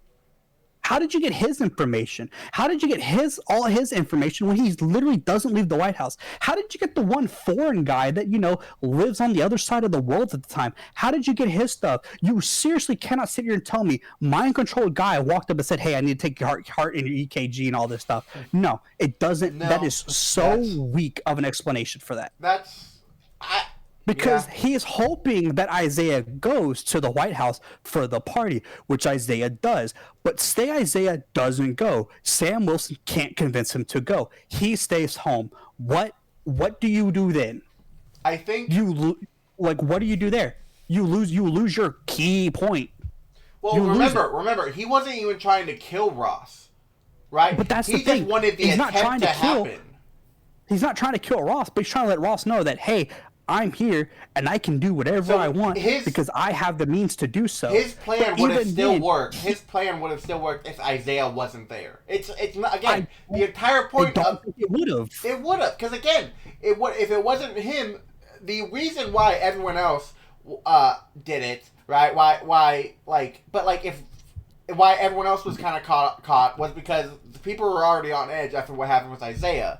So if one of the other guys kind of did what Isaiah did, right, they probably would have got a couple shots off before he was taken to the ground. And then that guy would have been. So, if he was trying to kill Ross, yeah, Isaiah would have probably been a needed thing, but he wasn't. And but even then, you're missing the one point. All he's doing is sending a message to Ross. All right? None of the other shooters did anything towards Ross. The only one that did it was Isaiah. If you don't have Isaiah to be the one to shoot at Thaddeus, then there not hit him, but to shoot at him, you now don't have the target to shoot at the French president. You now don't have the guy to shoot at the Japanese prime minister. You now don't have a guy to shoot this other guy. You are now a man short in your plan to ruin a treaty because now one guy has to focus on the president to send the message, and then by the time he goes to shoot the other guy, you have Torres, you have the other Secret Service agents, you have the White House police, you have the Capitol Police Department, you have the point of his what's her name, Saber. You have them who all stopped them within mere seconds of everything breaking out. Here's the thing, though. It wasn't about sending a message to Ross at that time. It was literally about creating doubt in the treaty, causing any sort of discord at that meeting would have done that. So, that's what I'm saying. You do know that his whole purpose was to show that Ross doesn't change, that Ross couldn't change, is the whole reason why it was there. To create the discourse relies on Ross not being able to change, which that's the one thing that he was right at the beginning. Ross did not change. He buckled down even more. And I think that is the whole thing he was counting on. Yes, and that's it. So, again, it's ruining a legacy. Yes. And I think this kind of plays into, and a lot of people have problem with the fact that Ross did change in the end, and like you said, he was wrong about that. That's the thing, is it's proved why Sam is such a good Captain America. Because he gets people. So him able to talk down Ross and stuff, and that whole thing, I knew it was gonna be something like that because. Either it was going to be that, or it's going to be a case of him wearing the Red Hulk out, because Red Hulk notoriously can get overheated and worn out. So that's the only other way I can think. The Red Hulk still, honestly, should not have even been in the movie, because it was the most pointless part of the movie, because it only came in the last 15.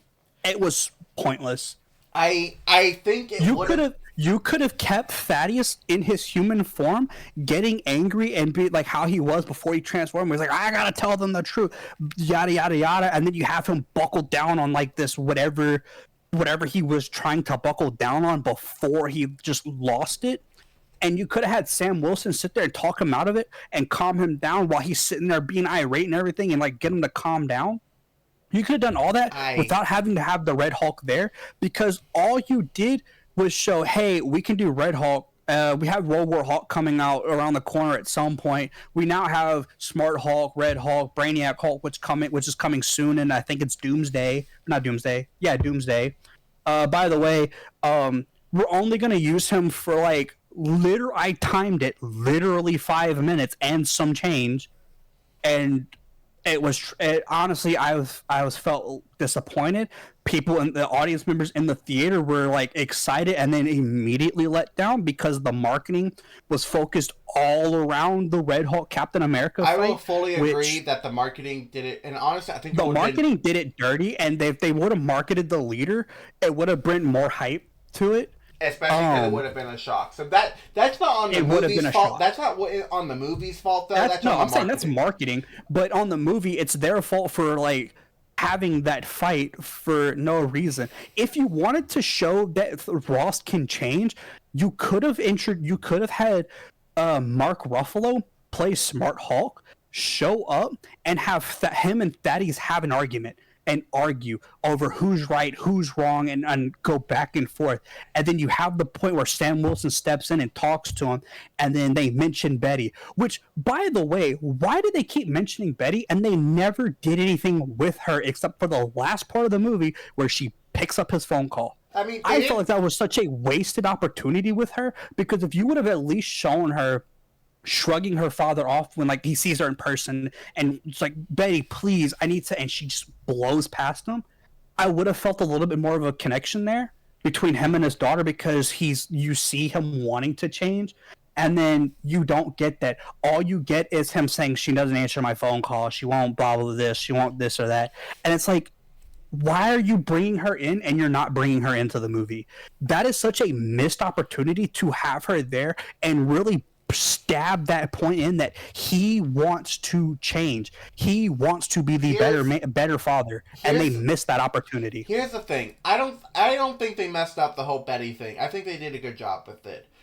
I feel like they did it wrong, because they could have had him, Banner, and Sam come to terms. Ross admits that what he did to Banner was wrong, and then Betty shows up, like, because she's like, oh, I saw Dad nearly collapsed or whatever, and she goes to the White House to go see her father, and she walks in and want them to come into fruition. Here's the problem. If they did that, that would be a very sucky ending. It would have been a way better ending than the ending that we got, that Sam Wilson talks him down out of being Red Hulk, and then he just goes to jail. No, that was a very... Okay, first off, the fight scene between Red Hulk and Sam, yes, it was short. I will admit that. It was still a amazing looking and, like, it was an amazing fight scene. Dude, I kid you not, when I saw him, like, when he first, like, blocks a punch from Red Hulk, and he immediately sees his wings supercharged with the enemy, and the wings start shaking, and he's like, fuck. Like, I'm not gonna lie. The choreography of the fight was great, but you could have literally not had that, and you could have had Ross actually show change. All you proved was that he can become the Red Hulk, that he admitted that he was in the wrong, and now he's in the raft. That is it. The ending where he shows in front of his daughter, where he forgives Bruce Banner, where he sits there and him and Bruce come to an understanding, where he tries to reconcile with everything he did to Bruce and show that he has changed as a man, like he did at the end when he's in the raft, about how he changed. You could have done that with him and Bruce and kind of closed that story arc off, and then you could go do whatever you want with something else. I mean, you can go do whatever you want after that. That is something that needed to be touched, that I don't feel like they're ever going to touch. But here's the problem. Here's the problem with that. You already have people saying that this isn't Captain America 4, this is Incredible Hulk 2. You want to give it more of a you want to add Hulk in there and give it even more of a reason to be Incredible Hulk 2? For crying out loud, it should have been a Hulk movie. And in my opinion, it probably should have been a Hulk movie. But at the same time, it can still be a Captain America movie, just like how Captain America Civil War is still somehow a Captain America movie and not an Avengers movie.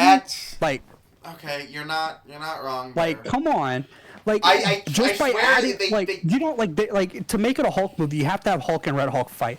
If you don't have that, and you just have them talking to Ross and talking him down, or maybe Bruce Banner sees something in, like, if they would have just hinted, like, with the eyes glowing red, that there's something in there, and Bruce sees it and goes, Ross, please listen to me. Like, I understand you want to change. I've wanted to change for my whole life, and I finally did it. You can change, but you just have to be willing to admit that this X, Y, Z, why you're wrong, what you did was bad, or what you, or something. Like, you have to take accountability. And then you go with the World War Hulk thing where he becomes the Red Hulk.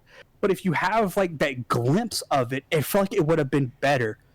But just to go, I need to tell people the truth, turn into the Red Hulk, that was so cliche. Like, is there a reason for him to get mad? Yes. Was it a very valid reason? Then not really. Well, no, remember, it's not even the fact that he got mad. Remember, the MCU Hulk has shown that any stress or any, like, a adrenaline, right, can set off the transformation. Remember, like, that's the reason in The Incredible Hulk, he couldn't have sex with Betty. Right? Because because when they start going at it, they're like, "Oh, I can't do this. I can't do this." Yeah, he can't get his heart rate up. Yeah. But so with Thaddeus, any kind of stress, every time he got mad,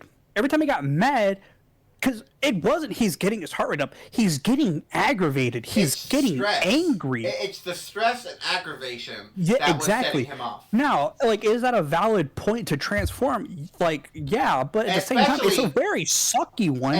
Because for a man that's... You also have to consider, this is his first, like, he doesn't know any of this, right? To him, he's just been taking pills that's helped his heart. He doesn't know, at all until after he transforms. Well, to be fair, that made sense for me.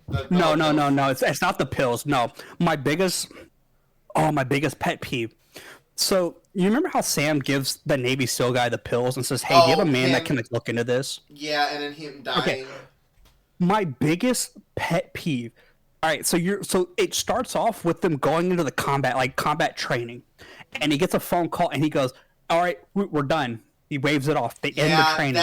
That part was. He takes that phone call right then and there, and I'm like, "Okay, cool. Call Sam, like, right there."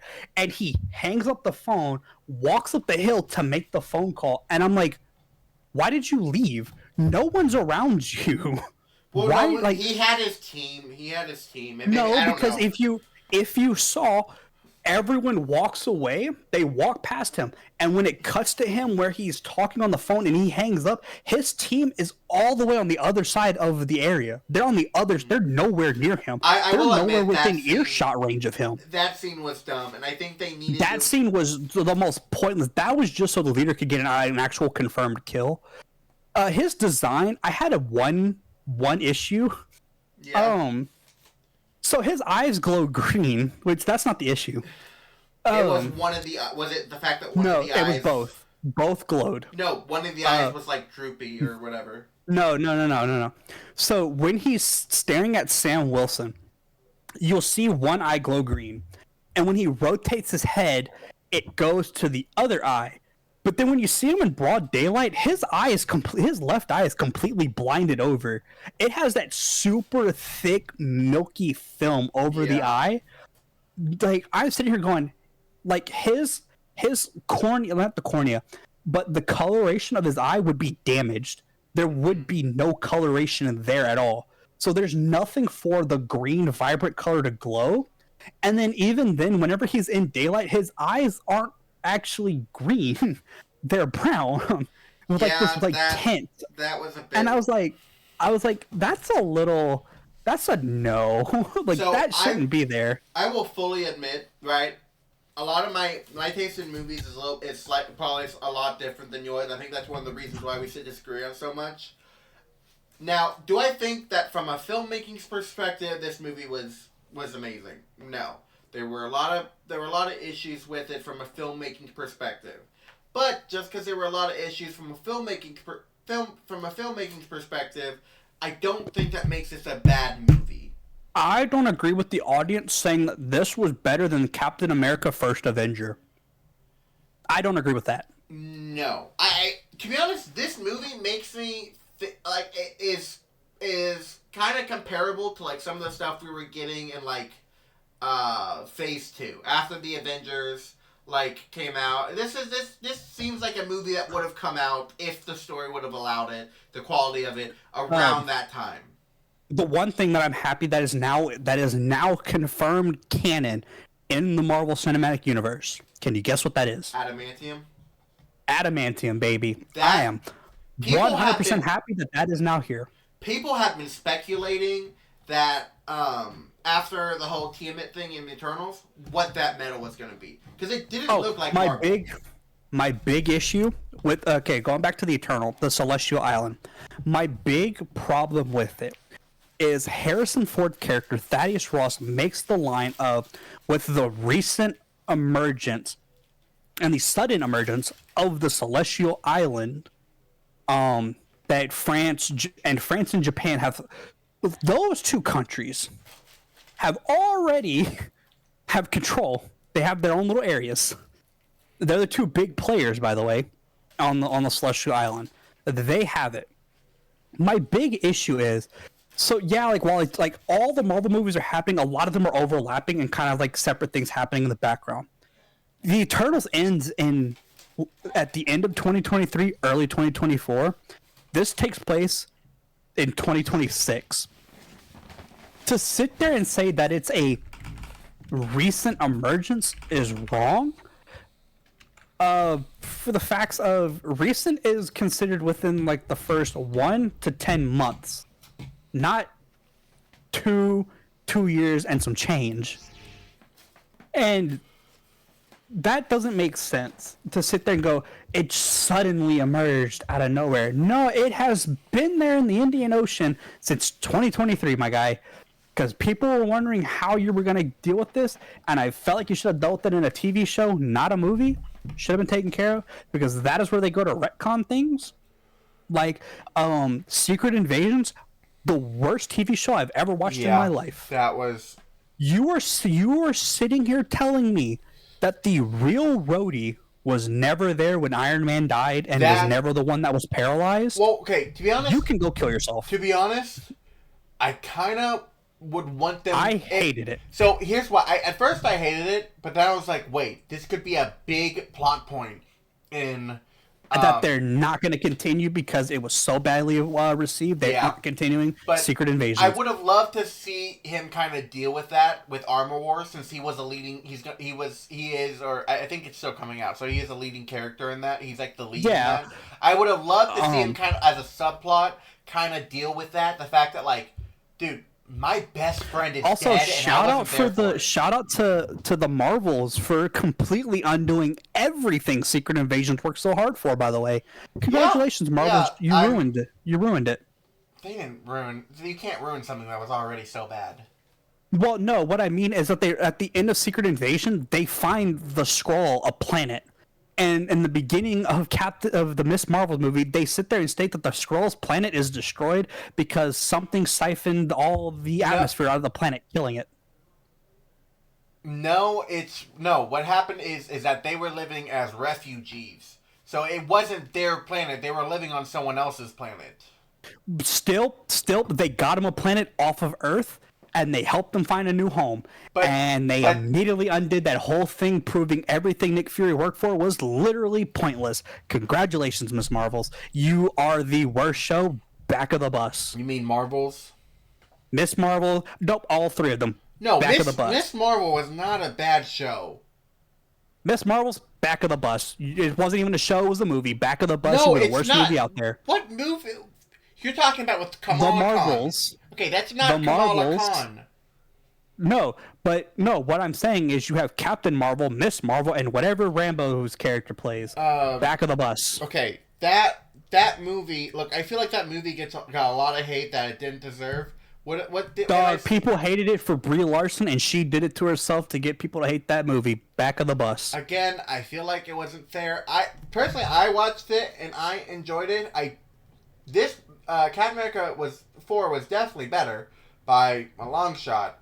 And I'm not saying it didn't have its problems, but I think it didn't deserve the hate. I'm convinced there's this, like, community. You know what grade I give this movie? You know what grade I give it? What? C plus. It did just enough to be good. Didn't it had a lot of flaws. Didn't you say earlier it was a bad movie? Again, C plus.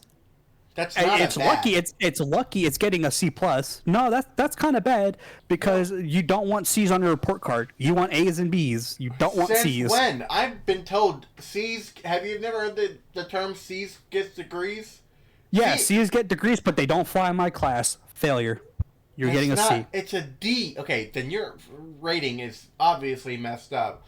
Listen. It gets a C because it does just barely enough to be good, and that is a C. To get a C, you do the literal bare minimum to get a point.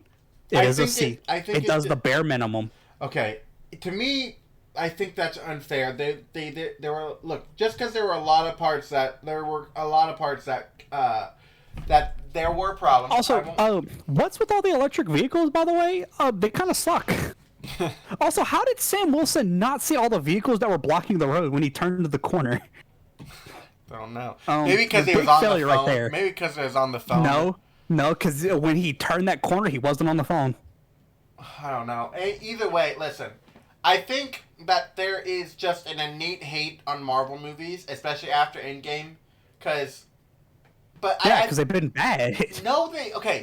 They haven't. There's been a lot of good Marvel projects. So you're gonna sit here and tell me Ant-Man: Quantumanium was a really good movie? No, I'm not, because that one. You chose you're gonna sit here and tell me Black Widow was a really good movie. You chose the worst two, you idiot. There's more. Okay, Eternals wasn't bad. The first Captain Marvel movie did not do that well. The second one did not do that well. Okay. You want to talk about, how about this? You're completely skipping out on the movies that did amazingly. Guardian of the Galaxy 3. Well, no, they did. They did good. They did so good that I don't have to talk about them because they're that good. No one cares if something does good. People only care for the negatives if it does bad. But here's the thing: is I feel like there's always these people when these movies come out that immediately say, "Yeah, this movie's trash. This movie's trash. This movie's trash." Yeah, and then what's crazy is not trash. Yeah, but then what's crazy is that after a couple of years, their opinions will change on them. No one's opinion has changed on any of the Captain Marvel movies, nor Black Widow. No one's opinion has changed. Black Widow was just handled badly overall from everything about it. And it's still bad. It is. D plus. I'm not. To be honest, I would say that's more of an F. But listen, exactly. It gets 1 point. D plus. But listen, fine. We're talking about Captain America: Brave New World. Literally. Yeah. C. It gets a C on my radar. By your thing, I would say B, high B minus, like an 84, 83. It does. Now, is this the movie? There were a lot of problems with it. I won't lie. The pacing was a bit iffy. There were moments where the CGI was like bad. Is this the movie that I would sit there and say you have to go see? Absolutely not. This will be a movie that I say it has its moments. If you want to go watch it, but don't hold your breath. Here's the thing. It's not a movie that I will sit there and rave about. It is just for an action movie. It's very mediocre. Its plot line is very paper thin for an action movie because Marvel movies focus so much on action. They're no longer caring about storytelling. Because if they were, they would still have some of the amazing writers that they had. They wouldn't fire them. James Gunn, Disney. Like, come on. Listen. I think that this movie, like I said, there's problems with it. But I feel like when the parts that it does really well, it does so well that it kind of also makes up for like a little bit of the suckier parts. It's not enough. You could put as much makeup as you want on a pig; it's still ugly. Listen, this is to me. I rate a movie on if I would be willing to watch it again, right? And that's how I do my movies too. This is not a movie I see myself going to watch very soon. On a scale of 1 to 10, dude, this is like honest, a 4.5 to 5. No, it's a 6.5. for me. 5.5 at best. No. Again, there has not been a Marvel movie that has made me go, I really want to rewatch it, except for Deadpool and Wolverine in any of the Deadpool movies. Dude, because they're comedies. I'd pay. So I work at a theater, so I don't even have to pay for tickets. But I'd pay just to see the fight scenes again. They were amazing. And not only that though, but like I would not pay that high dollar just to go watch a fight scene. I'm not paying $23 no, it's not even just a fight scene. To watch that. The story, yes, it had its problems, but it was also like good enough that like it didn't. It was good enough, at least for me, that like I could be like, okay, yeah, this isn't it got me from point A to point B, right? And I'm not look. I think that part of the problem is that like everyone saw Endgame and Infinity War and it's like, yeah, they can do this all the time.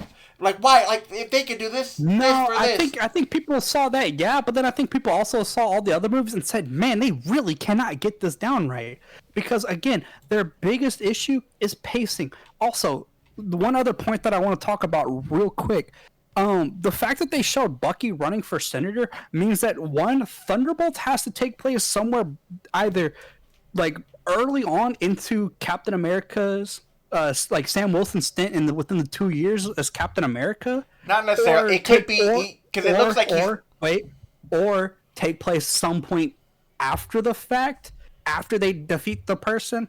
But then again, it still has to have a timeline with it being either before or during Captain America Brave New World, because it wouldn't make sense for him to run for senator so early on and then go fight, what's his name again? Sentry. Or the Void, technically. Yeah, Sentry or the Void. It wouldn't make sense for him to go do that because, one, his campaigning would not let him do that, because I don't know if you know anything about campaigning, but it's a very strict schedule. And you have to go to these places to get the backing and the support. I think so this has to take place beforehand. No, it cannot be after. No, I don't think so. I think in the Thunderbolts, because I think he's already a senator in Thunderbolts. I think at this point he is still campaigning to be a senator, right? He's still like he hasn't been made officially senator yet. It looks to me, because he's in that kind of courtroom and stuff, he is already a senator in Thunderbolts. And I think, but what I'm saying is one of the reasons it has to take place before or during Brave New World. It cannot take place after the fact. It can definitely take place after the fact. It would not make sense. Why not? It would not make sense. Okay, so you're going to sit here and tell me that it makes sense for it to take place after Captain America Brave New World, while Cap is actively fighting like the leader and stuff, and he goes to see Torres, who's in the hospital, and Bucky shows up on a campaign trail after he does all of this? No. He stayed for like 5 minutes. You're telling me that like... Again, it doesn't make sense, because if you know how campaigns work, you have to be at these places. Bucky cannot go and fight on the other side of the world and then go to the middle of nowhere, Nebraska, and run a campaign for senator, and someone not go, hey, I saw Senator Bucky Barnes over there in Paris, France, get his butt kicked by a sentry. If he can't win that and stand up against evil like that, how is he going to stand against the evil that comes against the world and stuff like that? It's gonna defame his image. You think Bucky? Okay, again, I think Bucky, his kind of story is that he is tired of living the senator life. He's tired and he's kind of bored being and having to deal with the politics. As I think that's why he's going to jump at the chance to get away from it. And I think that's going to be his big arc and stuff, and by the end of Thunderbolts, he's not going to be a senator anymore. That is what I think is his character. And, but the thing is in Brave New World, he's working on becoming one. Yes. He's not even elected. He's running for it. That's why I say it's going to be after he becomes a senator. You're not even listening. He has to run for it. He has to run for it in order to become it. So if Brave New World, he's running for it, right? It's very logical to assume that when he finally gets it, it would have to be after Brave New World.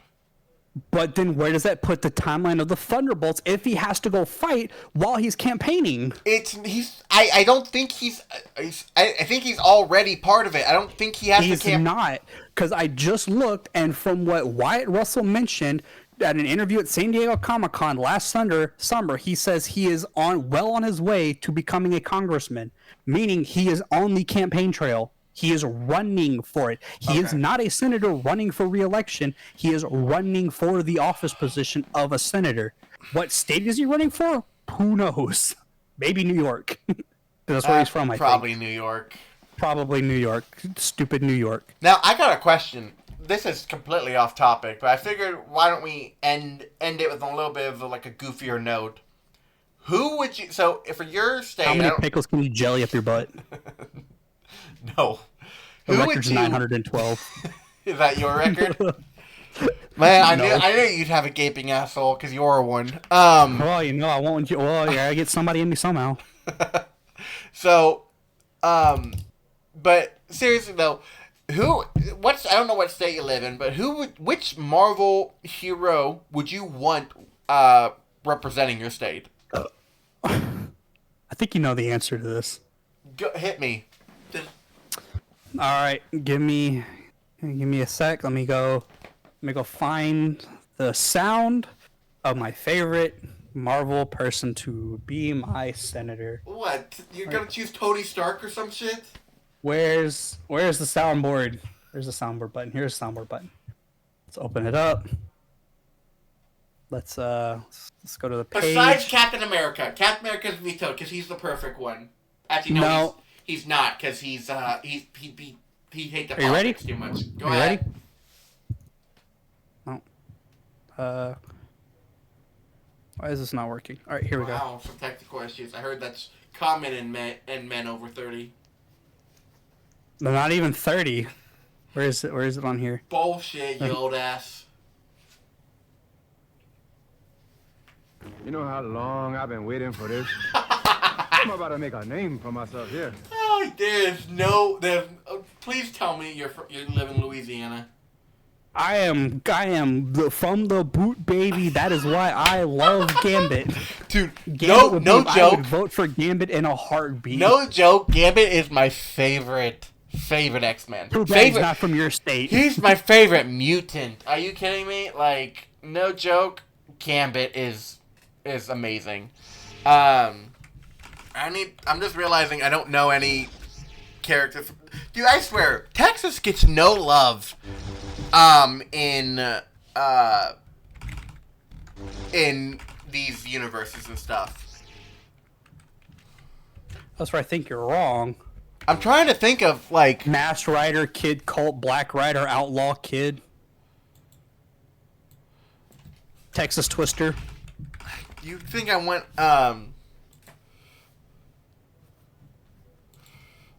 Okay, here we go. We got... Firebird, Red Wolf, Knight Rider.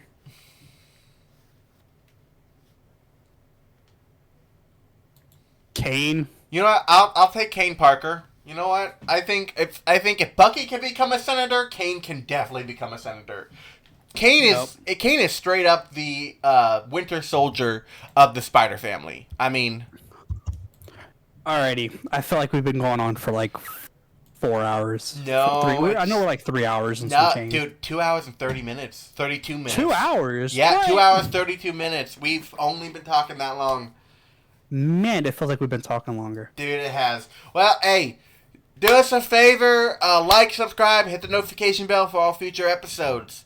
Give us topics to discuss about. We won't do the research, but we'll just all read like a Wikipedia article and we'll start a fight on it. I'll attempt to do the research. And we'll see how that goes. Share with friends. If you like listening to two people argue for about 2 hours, go ahead and hit us up on there. You'll find us on YouTube at Command Deck. Right? Is that what we're going with? Yeah. That is what we're going with. Let's go. Now, time to kick everybody off the back of the bus. Rosa Parks stays. She gets to move up forward because she's the only one that actually did something. Women, get off the bus. Horrible CGI movies, get off the bus. terrible Marvel movies, get off the bus. This is your stop at Loserville.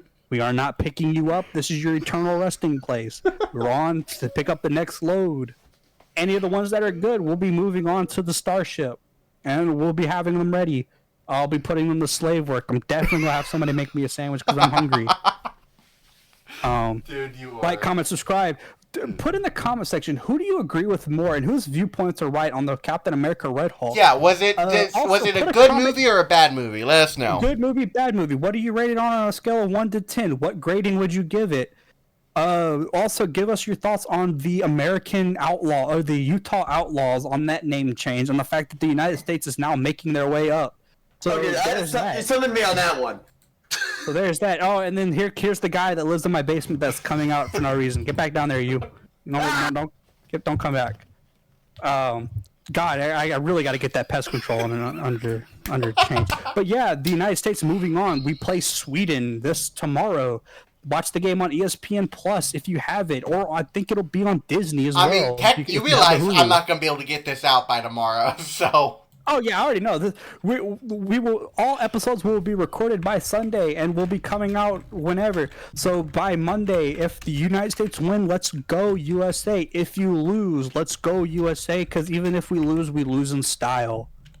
I have been your host, Ghost. This has been my co-host, Galaxy, and the man in my basement has been Soccer, who may make an appearance on the next episode.